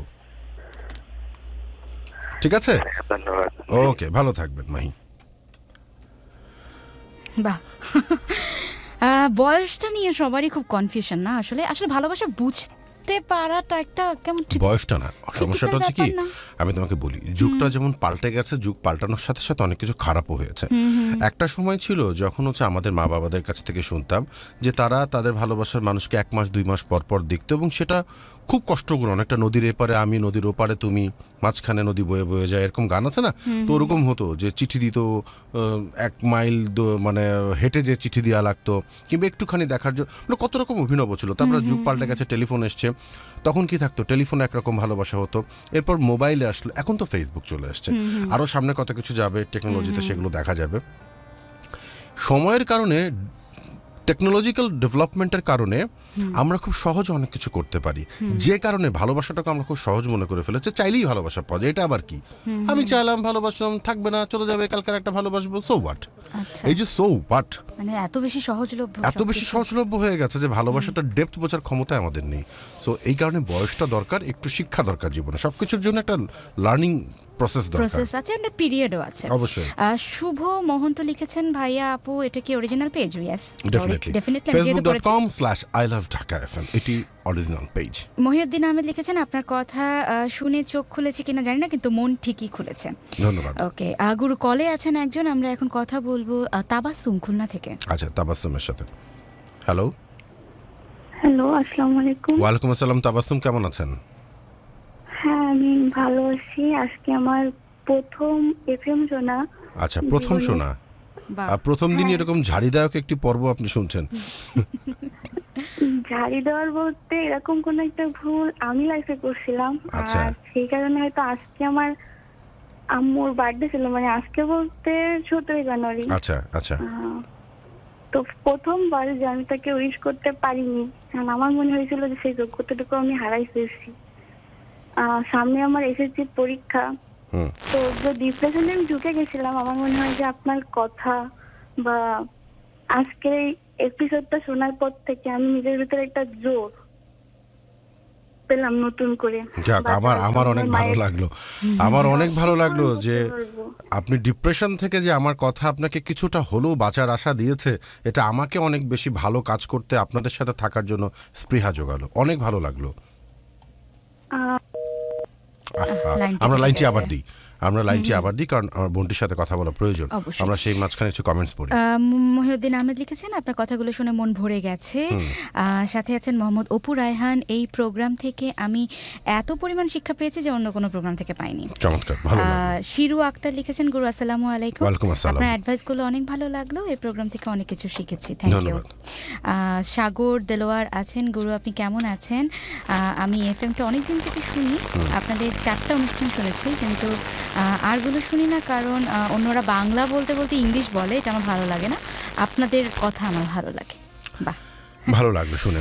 আমাদেরকে সাহস যোগাবেন, ভালোবাসা দেবেন, আমরা চেষ্টা করব সবসময়। হযরত আলী আছেন সাথে রাজশাহী থেকে, শুনছেন আমাদেরকে। আহমেদ রাফি ময়মনসিংহ থেকে, আমি পলিটেকনিকে পড়ি, গুরু আমি ক্লাস 10 থেকে একজনকে ভালোবাসি, আর সেও আমাকে অনেক ভালোবাসে। আমি অনেক বড় হতে চাই, এখন কি করব? আমি তাকেই চাই, কি করব? বড় হতে চান, সেই লক্ষ্যে আগাতে থাকুন। ভালোবাসার মানুষকে পেতে গেলে সবার আগে নিজেকে তৈরি করতে হবে, তারপরেই ভালোবাসার মানুষ এবং ভালোবাসা এই সব সম্পর্কগুলো আপনার সাথে থাকবে, অনেক বড় হন। তার জন্য আপনাকে লেখাপড়া করতে হবে, নিজের গোলটাকে ঠিক করুন যে কোন দিকে আপনি যেতে চান, সেই বিষয়ে আপনি ফোকাস হন। সিনহা মেহজাবিন মিম লিখেছেন, ময়মনসিংহ থেকে শুনছি, গুরু আমি ক্লাস 9-এ পড়ি, আমি কি প্রেম করতে পারবো? না, এক কথায় না। আর কোনো বিশ্লেষণে যাব না, কারণ বিশ্লেষণ প্রচুর দিয়েছি আজকের অনুষ্ঠানে। এক কথাই না, সেটাই। লিখেছেন আমাদেরকে মোহাম্মদ রকিবুল হাসান, সাথে আছেন নীল, গাইবান্ধা থেকে শুনছেন। অনেক অনেক কমেন্ট। মোহাম্মদ আরাফাত হোসেন আছেন, লিখেছেন না পাওয়ার ব্যথা থেকে যাই, তবে ভালোবাসা অনুভব করা যায় একটু একটু, কিন্তু লেখাপড়া জীবন থেকে হারিয়ে গেলে সারা জীবনেও সে ব্যথা ভোলা যায় না। প্রতিটা পদে পদে আমি এই ফাঁকে একটু বলি, আমাদের যে বোনটির সাথে কথা হচ্ছিল, বন্ধুটির সাথে কথা হচ্ছিল তাবাসসুমের সাথে খুলনা, ওর সাথে আমরা কথা বলার চেষ্টা করছি। নেটওয়ার্কটা হয়তো পাচ্ছে না, অথবা নেটওয়ার্কে কোনো প্রবলেম হচ্ছে, অথবা মোবাইলটি তার বন্ধ হয়ে গেছে। বাট তাবাসসুম, যদি আপনি শুনতে পান, আমি শুধু একটা কথা বলতে চাই, জীবনে বাঁচতে হবে, হার মানব না। আমি একটি কথা আগেও বলেছি, আমি এখনো বলছি, আমার জীবনে যা ঘটছে স্টিল নাও, আজ পর্যন্ত আমার জায়গাতে যদি অন্য কোনো মানুষ থাকতো, অনেক আগেই অনেক কিছু হতে পারতো। পূর্ণতা কিছুটা জানে, বেশ খানিকটা জানে, কারণ যেহেতু ও অনেকদিন ধরে আমার সাথে শো করছে, আমার কাছের মানুষজন জানে। কিন্তু আমি প্রতিনিয়ত একটা শব্দই সকাল থেকে রাত পর্যন্ত বিশ্বাস করি, সেটা হচ্ছে মৃত্যুর আগ দিন পর্যন্ত যুদ্ধ করে যাব, হার মানব না। হার মানবো না মানে হার মানবো না, যুদ্ধ করে যাব, ভালো কিছুর জন্য যুদ্ধ করে যাব, খারাপ কিছুর জন্য না। অবশ্যই। গুরু কমেন্ট এসেছে, ইয়ামিন লিখেছেন ময়মনসিংহ থেকে শুনছেন, গুরু আপনি কেমন আছেন? আমি অনেক ভালো আছি। আর তানভীর লিখেছেন, এত কিসের ভালোবাসা, বাঙালি একটু বেশি বাসে। এটা তো সবসময় বলা যায়, বাঙালি আবেগপ্রবণ, এটা তো খুবই স্বাভাবিক। সেটা কিন্তু ভালো তো পৃথিবী ভরেই মানুষ বাসে। ভালো না বাসলে তো পৃথিবী থাকতো না। সেটাই, ভালো না বাসলে তো পৃথিবীই থাকতো না। মোহাম্মদ তারিক ইসলাম আছেন, গুরু আমি আপনাকে একসময়, আমরা কি তাবাসসুমকে পেয়েছি? আচ্ছা, আমরা তাবাসসুমকে পেয়েছি, আমরা একটু কথা বলিনি তাবাসসুমের সাথে। হ্যালো, হ্যাঁ তাবাসসুম বলুন। হ্যালো, হ্যাঁ বলুন। থ্যাংক ইউ আমার উদ্দেশ্যে এটা কথা বলার জন্য। হয়তো এখান থেকে 1 বছর পর আমি মায়ের সামনে মানে মায়ের স্বপ্ন পূরণ করে, তার স্বপ্ন যে আমি মেডিকেলে, তার মেয়ে মেডিকেলে পড়বে, সেই স্বপ্নটা পূরণ করে আমি তাকে উইশ করতে পারি। অবশ্যই আর আমরা হয়তো দোয়া করছি। আজকের দিন থেকে আমি সেই পথ চলাটা শুরু করব, সেই পথ চলা শুরু করবেন এবং সবচেয়ে বড় কথা নিজের কাছে নিজে প্রতিজ্ঞা করবেন। মানুষ প্রতিজ্ঞা করলে পারেন। আপনি মেডিকেলের কথা বলছেন, তো আমি ছোট্ট একটা উদাহরণ দিই, যদি সময় থাকে আমার শ্রোতাদের উদ্দেশ্যে বলি। ছোট্ট, এটা কোনো বলার উদ্দেশ্যে না, আমার ছোট ভাইয়ের কথা বলি। আমার মেজো ভাই যে, ও ছোটকালে যখন বড় হয়, খুব হাস্যকর বিষয় ছিল পূর্ণতা, ও হচ্ছে মরা মুরগি, মানে মুরগি যখন আমরা বাসা থেকে নিয়ে আসি, সেই মুরগিও যদি আমরা রান্নাঘরে রাখতাম, ওরা ঘর থেকে বের হতো না। মানে এত ভীতু ছিল, এবং সে মাছ খেতে পারতো না ভয়ে, যে মাছ যদি তাকে কামড় দেয়, এবং এটা অনেক দিন পর্যন্ত যায়। তো আমার ভাই যখন মাধ্যমিক উচ্চ মাধ্যমিক কমপ্লিট করলো, ও মাধ্যমিক করলো গভর্নমেন্ট ল্যাব থেকে, এরপর নটরডেম থেকে সে উচ্চ মাধ্যমিক করবে, দুটাতেই গোল্ডেন এ প্লাস। তো ওর টার্গেট ছিল যে ও ঢাকা ভার্সিটি পড়বে, এটাই ওর টার্গেট, এবং বুয়েটে পড়বে। মেডিকেল জীবনেও না, মানে প্রশ্নই উঠে না মেডিকেল, ওর ভালোই লাগে না। তো সেই ছেলে যখন ঢাকা ভার্সিটি চান্স পেল জিওলজিতে, মানে যে জিওলজি না কিন্তু জিওলজি ভূতাত্ত্বিক, ওখানে পড়লো। তো ওর একটা ফ্রেন্ড ছিল, স্কুলের ফার্স্ট বয় ছিল, ও ছিল সম্ভবত সেকেন্ড না থার্ড ছিল আমার ভাই, মানে রিপিট হতো ফার্স্ট সেকেন্ড থার্ড, ওদের একটা গ্রুপই ছিল 7 জনের। তো ওই ফার্স্ট বয় হঠাৎ করে আমার ভাইকে একবার বললো ভার্সিটিতে ওঠার পর, যে দোস্ত কি খবর, ও তখন অন্য একটা মেডিকেলে পড়ে। আমি ঘটনাটা কেন বলছি, একটা কারণ আছে। তা আমার মেজো ভাই আমার থেকে অনেক ছোট, মানে আমার 8 বছরের ছোট, আর আমার সবচেয়ে ছোট ভাই আমার থেকে 13 বছরের ছোট, বাট আমরা ফ্রেন্ডের মতো মিশি, এবং আমরা সবাই সবার কাছ থেকে শিখি। তা আমার মেজো ভাইকে ফার্স্ট বয় অ্যান্সার দিছিল যে, দোস্ত আমি তো মেডিকেলে পড়ি, মেডিকেলে খুব টাফ, বুঝবি না, হ্যাভি টাফ। কোনো কথা নেই, আমি জানিও না। আমার ভাই বাসায় ঢুকে বলে, আমি কালকে থেকে আর ভার্সিটি যাবো না। তা আমার মা বললো, কেন ভার্সিটি যাবি না? অন্য কেন ভার্সিটি যাবো না? মাথায় আবার কি ভূত চাপলো, আমি মেডিকেলে পড়বো। মেডিকেলে পড়বো বললো যে আমি মেডিকেল পড়বো, আমি মেডিকেল পড়ে দেখাবো, আমি মেডিকেল পড়বো। কারণ আমার বন্ধু, ছোটোকালের ফ্রেন্ড, সে আমাকে বললো যে মেডিকেলে পড়া যাবে না, এবং আমি বেটার মেডিকেলে, মানে সরকারি মেডিকেলে পড়বো, এবং টপ র্যাঙ্কিং মেডিকেলে আমি পড়বো। ও 1 বছর প্রথমে পরীক্ষা দিল। প্রথমে পরীক্ষা দেওয়ার পরে ও চান্স পেল না, 2 মার্কের জন্য না 0.5 জন্য, এরকম একটা চান্স পেল না। ও তারপর হাল ছাড়েনি, আবার পরীক্ষা দিল মেডিকেলে সেকেন্ডবার চান্স দিয়ে চিটাগাং মেডিকেলে টপ 4 ছিল। এবং ও লাইফে এখন পর্যন্ত 1 চান্সে হচ্ছে FCPS কমপ্লিট করেছে পার্ট 1, 1 চান্সে MS কমপ্লিট করেছে পার্ট 1, এবং আজকে BCS পরীক্ষা দিয়ে আসলো ভাইবা। মানে ওর লাইফের যে গ্রাফ, মানে, এবং শুধুই একটা জেদ, আমরা অবাক হয়ে যাই যে ছেলে কোনোদিন মেডিকেল পড়বে আশা করিনি, সে সরকারি মেডিকেল থেকে টপ 4 এর ভেতরে, এবং জেদে, যে আমার বন্ধু আমাকে বলেছে, এবং মানে বলা ঠিক প্রয়োজন, আল্লাহ মাফ করুক, কোনো অহংকারের বিষয় না, আমার চিটাগাং মেডিকেলের যে র্যাঙ্কিং আমার ছোট ভাইয়ের ফ্রেন্ড যে মেডিকেলে ছিল তার থেকে অনেক উপরে ছিল। তো এটা বলার উদ্দেশ্যে, জীবনে যদি জেদ করা থাকে যে আমি করব, সেটা করা সম্ভব। আমার ভাই যদি পারে, যে মানুষ মরা মুরগি দেখলে ভয় পেত, সো ডেফিনেটলি এটা আমি তোমাকে, মানে আপনাকে বলছি তাসনুবা, যে আপনি জেদ করেন, সম্ভব জীবনে। অবশ্যই। সকলের উদ্দেশ্যে একটা কথা বলবো, যে 8, 9, 10, 11, 12 রিলেশন কি বুঝি আমরা এই সময়, এটা জাস্ট একটা মরিচিকা ছাড়া কিছু না। যখন ওই সামনে থেকে মরিচিকাটা সরে যাবে, পর্দাটা রঙিন চশমা পরে থাকি, রঙিন চশমা যখন খোলা হয়ে যাবে, তখন সবকিছু ধোঁয়াশা হয়ে যাবে, কিন্তু সেই সময়টা হয়তো আর থাকবে না। তো যারা ছোট আছে আমার দুনিয়া, তাদের বলবো যে মাথার থেকে এই বোধ নামাই ফেলো। ভালো লাগলো তাবাসসুম, এবং আমরা আশায় থাকবো, এই সময় আফসোস করা লাগবে না। আমরা আশায় থাকবো, যে কারণে আপনি আপনার মায়ের কাছে যেতে পারছেন না। 1 বছর পর আপনার মেডিকেল ফলাফল নিয়ে আপনি আপনার মায়ের কাছে যাবেন, এবং বলবেন যে মা, আমি তোমার দোয়ায় ডাক্তার হতে চলছি। এবং আপনি যখন ডাক্তার হয়ে যাবেন, আমরা আপনার কাছে গেলে একটু কম টাকা নিয়েন। ঠিক আছে তাবাসসুম, ভালো লাগলো অনেক কথা বলে। জীবনের লক্ষ্য আছে, সেটা হচ্ছে আমি মানুষের জন্য কিছু করতে চাই। মানে আমার ছোটবেলা থেকে জীবনের মডেল ছিল মাদার তেরেসা। তো অবশ্যই আপনার কথাটা বিবেচনায় থাকবে। অবশ্যই অবশ্যই, মানুষের জন্য কিছু করতে চাইলে আসলে কোনো কিছু হওয়ার প্রয়োজন নেই, মানুষ হওয়ার প্রয়োজন। মানুষের জন্য কিছু করতে চাইলে মানুষ হওয়াটা খুব প্রয়োজন, যেটা আমরা অনেকেই মানুষের খাতা থেকে আমরা নামটা হারিয়ে ফেলছি দিন দিন। আমরা দেহে আকৃতিতে মানুষ, কিন্তু মন মানসিকতার দিক থেকে আমরা কতটুকু মানুষ, সেটা একটা বড় প্রশ্ন। তাই যদি মাদার তেরেসা আপনার জীবনের একটি আদর্শ হয়ে থাকে, তাহলে সবার আগে মানুষের জন্য কিছু করতে চাইলে মানুষ হতে হবে, ভালো মানুষ হতে হবে। ঠিক আছে? ঠিক আছে তাসমা, ভালো থাকবেন, সৃষ্টিকর্তা আপনার মঙ্গল করুক। শুভরাত্রি। হ্যাঁ, আজকের অনুষ্ঠানটা না একটা অন্যরকম মানে ফ্লেভার লাগছে। যাদের সাথে কথা বলছি, দেখো এই যে তাসনুভা যে একসময় ডিপ্রেশনে চলে গেছিল, সে বলছে যে আমি আজকে থেকে নতুনভাবে প্রতিজ্ঞা করছি যে আজকের অনুষ্ঠানটা প্রথম শুনলাম এবং প্রথম দিনই সে এরকম একটা বিষয় শুনলো, তো এটা আসলে গডের একটা Connectivity sign। থাকে, একটা sign মানে আমি থাকে। বিলিভ করি ডেফিনেটলি। অনেকে আমাকে বলে তুমি গড বিলিভ করো কিংবা তুমি ভূত বিলিভ করো, আমি বলি আমি সবকিছু বিশ্বাস করি, বিশ্বাসী মানুষ আমি, সবকিছু বিশ্বাস করি, কারণ যখন বিশ্বাস করি তখনই সেই বিষয়গুলোর উপর ভয় আসে, শ্রদ্ধা আসে, আমি অবশ্যই। বিশ্বাস করি। মোহাম্মদ তারেক ইসলাম লিখেছেন, গুরু আমি আপনাকে একসময় পছন্দ করতাম না, আচ্ছা। কিন্তু আপনার 10টা শো শোনার পর থেকে আপনাকে চিনতে পেরেছি, জীবনের অনেক গাইডলাইন পেয়েছি যা অন্য কারো কাছ থেকে পাইনি। আপনি আমাদের এইভাবে নিয়মিত মোটিভেট করবেন। খুব ভালো লাগলো। এখানে আমি প্রায় বলি যে আমার যত বন্ধু আছে তাদেরকে আমি মানে সাধুবাদ জানাই, এবং আমার যারা শত্রু আছে তাদেরকেও বেশি সাধুবাদ জানাই, কারণ বন্ধুত্ব থেকে বন্ধুত্ব ভালো লাগে, শত্রু থেকে বন্ধুত্ব সেটা অনেক বেশি ভালো লাগার বিষয়। কারণ আপনি আমাকে পছন্দ করতেন না ডেফিনেটলি কোনো না কোনো কারণে, একটা সময় পর যখন আপনার মনে হচ্ছে যে না এই মানুষটিকে আমার বন্ধু হিসাবে নিতে পারি, ওইটার আনন্দ অন্যরকম। আপনারা আমাকে পছন্দ করুন আর না করুন, আমি সারা জীবনই আপনাদেরকে ভালোবাসি, আপনাদের ভালোর জন্যই কথা বলে যাই। তানহা তুহি লিখেছেন, আজকে যে কথাগুলো বলেছেন খুব ইম্পর্ট্যান্ট, খুব ভালো লাগছে। ধন্যবাদ। সাথে আছেন রেজাউল চৌধুরী, লিখেছেন আমাদের তামান্না হক, সাথে আছেন আবু বক্কর, লিখেছেন আমাদেরকে সাথী হোসেন, বাবু রহমান লিখেছেন, গুরু কেমন আছেন, আপনার প্রতিটি কথাও এই মানুষের এক একটা শিক্ষা হয়ে দাঁড়ায়, এটা আমার মত। ধন্যবাদ। মহিউদ্দিন আহমেদ তো লিখছেনই, লিখেছেন আমাদেরকে পলাশ আহমেদ, গুরু আমি খুব ডিপ্রেশনে আছি, কি করতে পারি?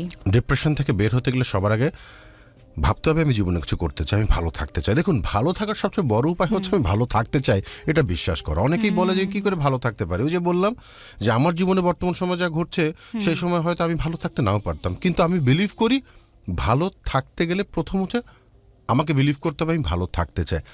আমি যখন মনে প্রাণে মানবো যে আমি ভালো থাকতে চাই, তখন হাজারো খারাপের ভেতরও আমি ভালো থাকার চেষ্টা করবো, সেই চেষ্টা থেকে আস্তে আস্তে আমি ভালো থাকবো। তো আগে বিশ্বাস করুন আমি ভালো থাকতে চাই, আমাকে থাকতে হবে, এইটা। মোহাম্মদ আরাফাত হোসেন আছেন, ভালোবাসার মানুষকে পাওয়া যায় কিন্তু লেখাপড়া হারিয়ে গেলে আর পাওয়া যায় না, জীবনের প্রতিটা মুহূর্তে বাধা হয়ে দাঁড়ায় এই লেখাপড়া। আচ্ছা। মোহাম্মদ রিয়াদুল ইসলাম আছেন সাথে, ভাইয়া ভালোবাসার মানুষকে যদি পাওয়ার জন্য নিজে প্রতিষ্ঠিত হই কিন্তু সেই মানুষটা যদি অন্যের হয়ে যায়, এই বিষয়ে আপনি কি বলবেন? হতেই পারে, হতেই পারে। তুমি যে মানুষটার জন্য নিজেকে প্রতিষ্ঠিত করছো সেই মানুষটা অন্য কারোর হয়ে গেল, তাতে তোমার লসটা কি? সেই মানুষটা অন্য কারোর হলো, তোমার যে প্রতিষ্ঠিতা মানে তোমার যে প্রতিষ্ঠানের যে বিষয়টা সেটা তো তোমারই থাকলো। তুমি যদি জীবনে বড় কিছু হও সেটা তো অন্য কেউ কেড়ে নিতে পারলো না, বাট যেই মানুষটা চলে গেছে সেই মানুষটা তোমার জন্য না, তোমার জন্য যেই মানুষটা আসবে তাকে তুমি গ্রহণ করো তোমার ভালোবাসা দিয়ে, তোমার প্রতিষ্ঠিত ঘটনা দিয়ে। যেটা তোমার সেটা তো তোমার জিনিস তো কেউ নিতে পারবে না। সেটাই। আমি যার জন্য বড় হলাম সে চলে গেল, তার মানে কি আমার বড় হওয়া নষ্ট হয়ে গেল? মোটেও না। জীবন কখনো একটি নির্দিষ্ট মানুষের জন্য না। গুরু একজন কলে আছেন আজহারুল নড়াইল থেকে। আচ্ছা, আমরা এটি লাস্ট কল করব। অবশ্যই। হ্যালো, আসসালামু আলাইকুম গুরু। ওয়ালাইকুম সালাম। কেমন আছেন আজহারুল? ভালো আছি, আপনি কেমন আছেন? আমি ভালো আছি। আপনাদেরকে অনেক উপদেশ দিচ্ছি, অনেকে হয়তো আমাকে পছন্দ নাও করতে পারে আজকে। আর কি যে বলেন গুরু, আমি আপনাকে সব সময় প্রতিদিন আপনার প্রোগ্রাম শুনি। আচ্ছা, আপনাকে খুব ভালো লাগে গুরু। থ্যাংক ইউ গুরু বলুন। হ্যালো। হ্যাঁ বলুন আজহারুল, বলুন, আমি শুনছি। জি গুরু, কি আপনি কি বলতে চাচ্ছেন? না, আমি বলছি যার কি শিখলেন, মানে আজকে অনুষ্ঠান থেকে কি জানলেন কিংবা কি শিখলেন? আজকে অনুষ্ঠান থেকে আমি অনেক কিছু শিখতে পারছি। প্রথমে হচ্ছে প্রতিটা জিনিসের জন্য একটা স্টেপ বা ধাপ আছে। ইয়েস, প্রত্যেকটার একটা ধাপ আছে, একটা নির্দিষ্ট সময় আছে। আমরা শিখছি যে মাহবুব সাহেব যে একজন, আমি মাহবুব ভাই বলি, মাহবুব যে এক অপরিণতি বয়সে একটা সম্পর্কে জড়িত হয়ে যান। দেন হচ্ছে তিনি বিভিন্ন কারণে, বিভিন্ন ভুলের কারণে, বিভিন্ন সময় তার অপরিণত বয়সে যে কারণে তার জীবনটা নষ্ট হতে থাকে। আমি মাহবুব ভাইয়ের উদ্দেশ্যে কথাটা, মাহবুব ভাইয়ের গল্পটা শুনে যেটা আমি শিখতে পারছি সেটা হচ্ছে যে আমাদের প্রথম হচ্ছে আমাদেরকে আগে নিজেদের সম্পর্ক জানতে হবে, আগে নিজেকে চিনতে হবে, আগে নিজেকে বুঝতে হবে, তারপর বাইরের পরিস্থিতির দিকে তাকান, বাইরের দিকে